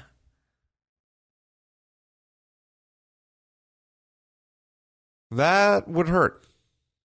That would hurt, and it almost killed Batman. It did. I mean, I'm surprised that those boards are still holding him. And there's still, one or two bells left? There's at least one, because he fights that guy around that one. Right. And I like how Gordon tries to push on this. That plan. Say what? I said, I'm talking about Gordon. He's like, and there goes that plan. We're not going to be going that way. You can crawl over, Gordon. Come on. Right, there's a little space there. You're not even trying, Gordon. Right. Too many donuts.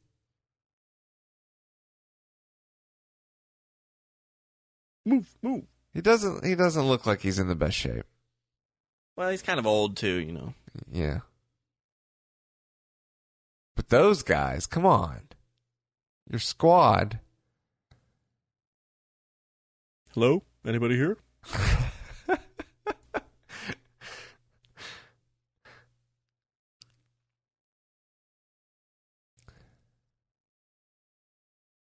And of course, and another thing, it was very clever, Tim Burton, because you got,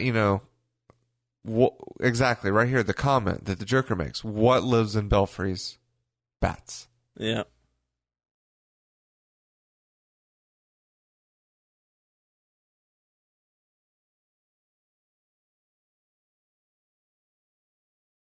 I do like, even though they're kind of goofy. Yeah. I like the interesting, thugs that come out, the different fighting styles they have, and they've got little costumes. They're wearing Joker jackets. Mm-hmm. They're Joker thugs. This is kind of the first movie that really did that, if you think about it. There was no Lex Luthor thugs or, the henchmen. Right. The Adam West Show had it a little bit. Yeah, I guess you're right. They kind of had I remember them having penguin henchmen. I can't remember if Joker had any henchmen, but yeah. But I remember certain characters. True. Certain characters had their thugs. Right. But,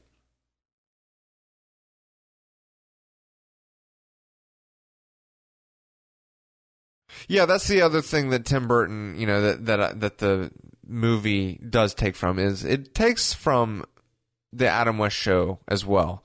I think the Joker style was Adam West Show style for a lot of it, with a Tim Burton take to it. With a Tim Burton twist. What's his name? The guy that played Joker? Yeah. Cesar Romero? Yeah. I had the last name. Another classic Joker gadget right there. Yeah. The bang gun. I love how he's just, he's just doing his own thing. He knows Batman's over here fighting, but he's not even worried. He's I'm just going to dance. Yeah. He clearly has a lot of confidence in his henchmen here. Yeah, that's true. They're going to take care of him.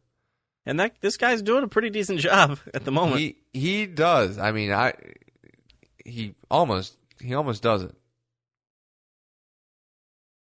This is probably the best fight aside from the Joker and Batman, which it really isn't a fight.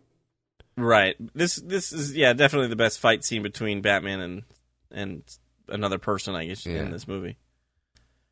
This is the first person who kind of matches Batman's strength, you'd say, or maybe even exceeds it. Right. Batman kind of has to outsmart him instead of physically overtaking. Right.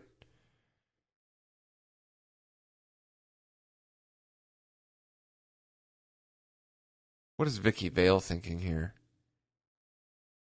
She's probably thinking, I just want to go home.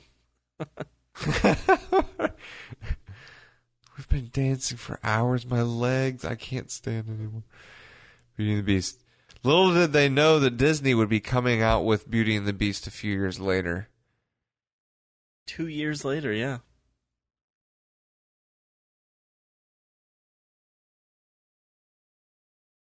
I wonder if she's thinking she's going to die. So she's kind of getting, like, depressed. Probably. Yeah, Of course, now, not now. Now she's like, oh, Batman's alive. Right. And I love her reaction here. She's very clever. She plays along. And you can and how you get the shots of her like making the faces like, oh, I really don't want to be doing this, but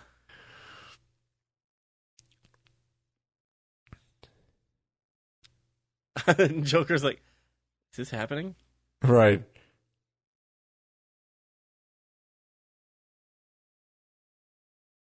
It's a great face. Yeah, and this part, the interruption. Oh, it's so good. The clank. That's one of my favorite parts is his reaction. You idiot! It's also kind of surprising, hearing Batman say, I'm going to kill you. Right. This Batman does not have that rule. I don't think the rules that he won't kill. That's very true. They talk about that. They're like, aside from Timber...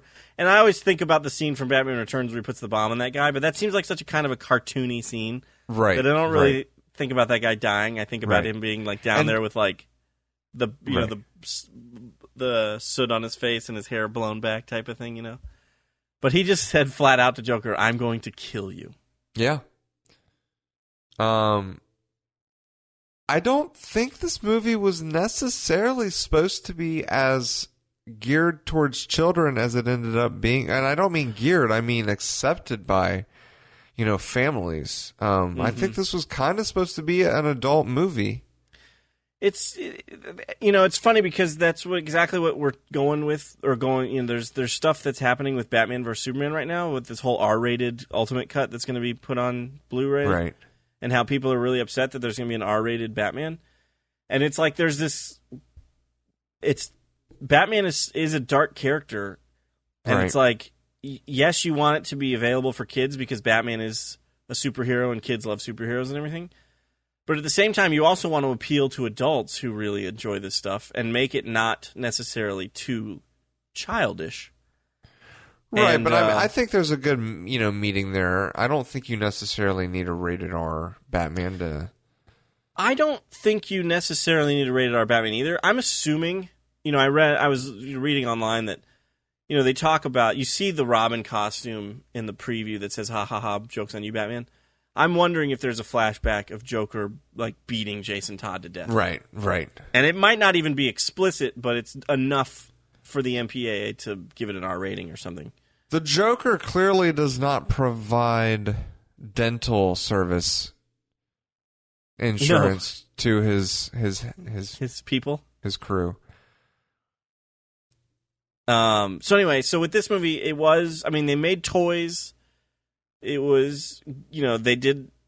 I wouldn't say it was necessarily, geared towards kids, but they obviously knew that there was going to be kids watching it. But I think they did a good job of kind of balancing it, because adults loved it, too. Right. Yeah, this movie, when it came out, it was insanely big. Yeah. Insanely big. And it was also... it was my parents let me see it. Your mom obviously thought it was a little too dark for you and had to edit it for your take. But kids wanted to see it. It was Batman. I remember my dad had to preview it before he let me see it, but I could not wait to go see this movie. I wanted to see it so badly. Yeah. I doubt there had been anything that big since Return of the Jedi. Yeah. Cuz we were talking about the Superman movies, they were pretty much flops. 3 and 4. 3 did well, I think, money-wise, but 4 was a flop. So, yeah, I don't 3 know. was kind of like... I haven't seen 3, actually, but I'm assuming it was kind of like the Batman Forever, where they were like, uh-oh. Now, that part right there, of course, was, like I said, cut out. And yeah. I don't know why. Maybe it was just she thought the imagery would scare me. Right. This was in there, though. Them falling? Yep. Huh. This, I mean, obviously I was 5 going on 6 when this came out, so I don't really remember much before this, but this is definitely the first movie that I was like begging my parents to let me go see. Mm-hmm. Oh, I wanted to see it in the theater, definitely. I do remember that. And I remember my parents saying, we're going to have to see it first. Yeah. And they came back and said, nope. We're going to have to wait. I remember my parents wouldn't let me see The Fugitive. It's funny, I got to see this in the theater when I was like 5, and then 4 years later, I couldn't go see The Fugitive. Really? I got to see The Fugitive in the theater. Yeah. But I think my mom thought the opening scene with the murder was too much for me or something. I don't know. Yeah. But I was bummed because I really wanted to see The Fugitive too. Oh, it was, yeah. That was an awesome experience to see in the theater, which was interesting, because I was like 7 years old, and you wouldn't think a kid would be that interested in a movie like that, but I loved the movie in the theater. Yeah. I still love seeing movies in the theater, but back then it was such a big deal. Yeah. Well, still a big deal to me. I mean, tickets are pretty expensive for me and my family. So. That's true. I still get to, I get to go a lot more often than most people probably do, so I'm taking it for granted, I suppose, but I mean, I still love seeing movies in the theater, don't get me wrong, but back then it was like a treat. Yeah. Right. I'm a big fan I think I still saw a pretty decent amount of movies as a kid, but it was my favorite thing to do.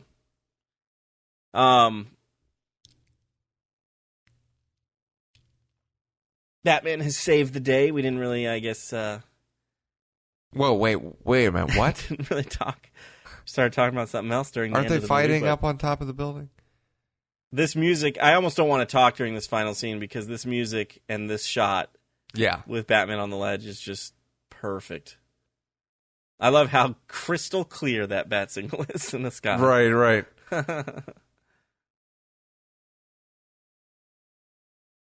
That's awesome. And, I mean, she has no idea what's going on. She didn't hear the police say that we made a signal. But she just looks up at it like, oh, there it is. She's Batman's girlfriend, though, so he was like, I'm totally giving him a bat signal. Right. Be sure to look for it. You thought wrong, Alfred. Turns out Vicky Vale's actually just a huge jerk to Alfred when Bruce isn't around. You only got one bottle, Alfred. She just breaks it. Clean this mess up, Alfred.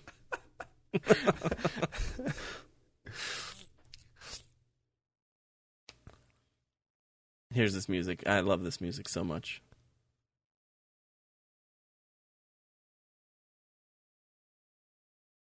Yeah. It's almost like a salute. Yeah.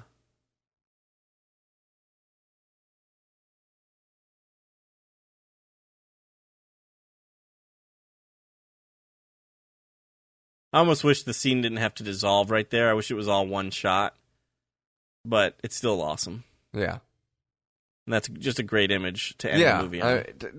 I mean, they had to sit down, and say, what are we going to end this on? Yeah, what's the last? To have Batman looking up at his symbol. Yeah. Just great decision. So there's Batman.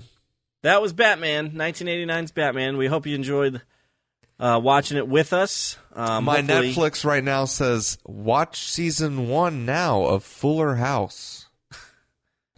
All right. Mine said watch season 1 of Love, I think is what it was called or something. I just went back to the credits. I was like, I don't care. And I went back to the credits. So hopefully you found it interesting, perhaps. Hopefully there weren't too many long pauses, even though we do get caught up watching this film because we love it There's so much. a few scenes in there that, you got to just kind of watch. You just gotta respect the film and watch. Thanks for hanging out with us, watching Batman. I could pretty much watch this movie It's one anytime. of my favorite, probably in my top 20 movies of all time. That's very possible for me, too. I don't know, though. I mean, that's hard. I'm thinking about it. That's hard. It would definitely be in the top 50. I know that. For sure. It would top definitely 100. be top 50. No. Just keep making it bigger. Top 150. 1,000? Top 1,000, absolutely. It's definitely in my top 50, possibly in my top 20. I'd have to really sit down and I don't know if I could make a top 20 list, honestly. Yeah, there are a lot of movies out there. So, yeah, but it's hard. I really do think it would definitely be in my top 50 and possibly my top 20. I like it. Anyway. Just as a kind of a, throwing it out there, this is our second commentary, but our first commentary that we did not in the same room. We actually did this across the country, and it actually seemed to work out pretty well. So if there's any other movies that you guys might want us to do a commentary for, please let us know. You can always go to the website, cinemaheroes.com, or you can leave us a comment on Facebook, facebook.com/SM and SM Podcast, or you can obviously tweet us on Twitter, @CinemaHeroes. So thanks again for hanging out and watching Batman with us. Hope you enjoyed it. I'm Justin Speck. I'm John Pelzo. Thanks for listening. Thanks for downloading.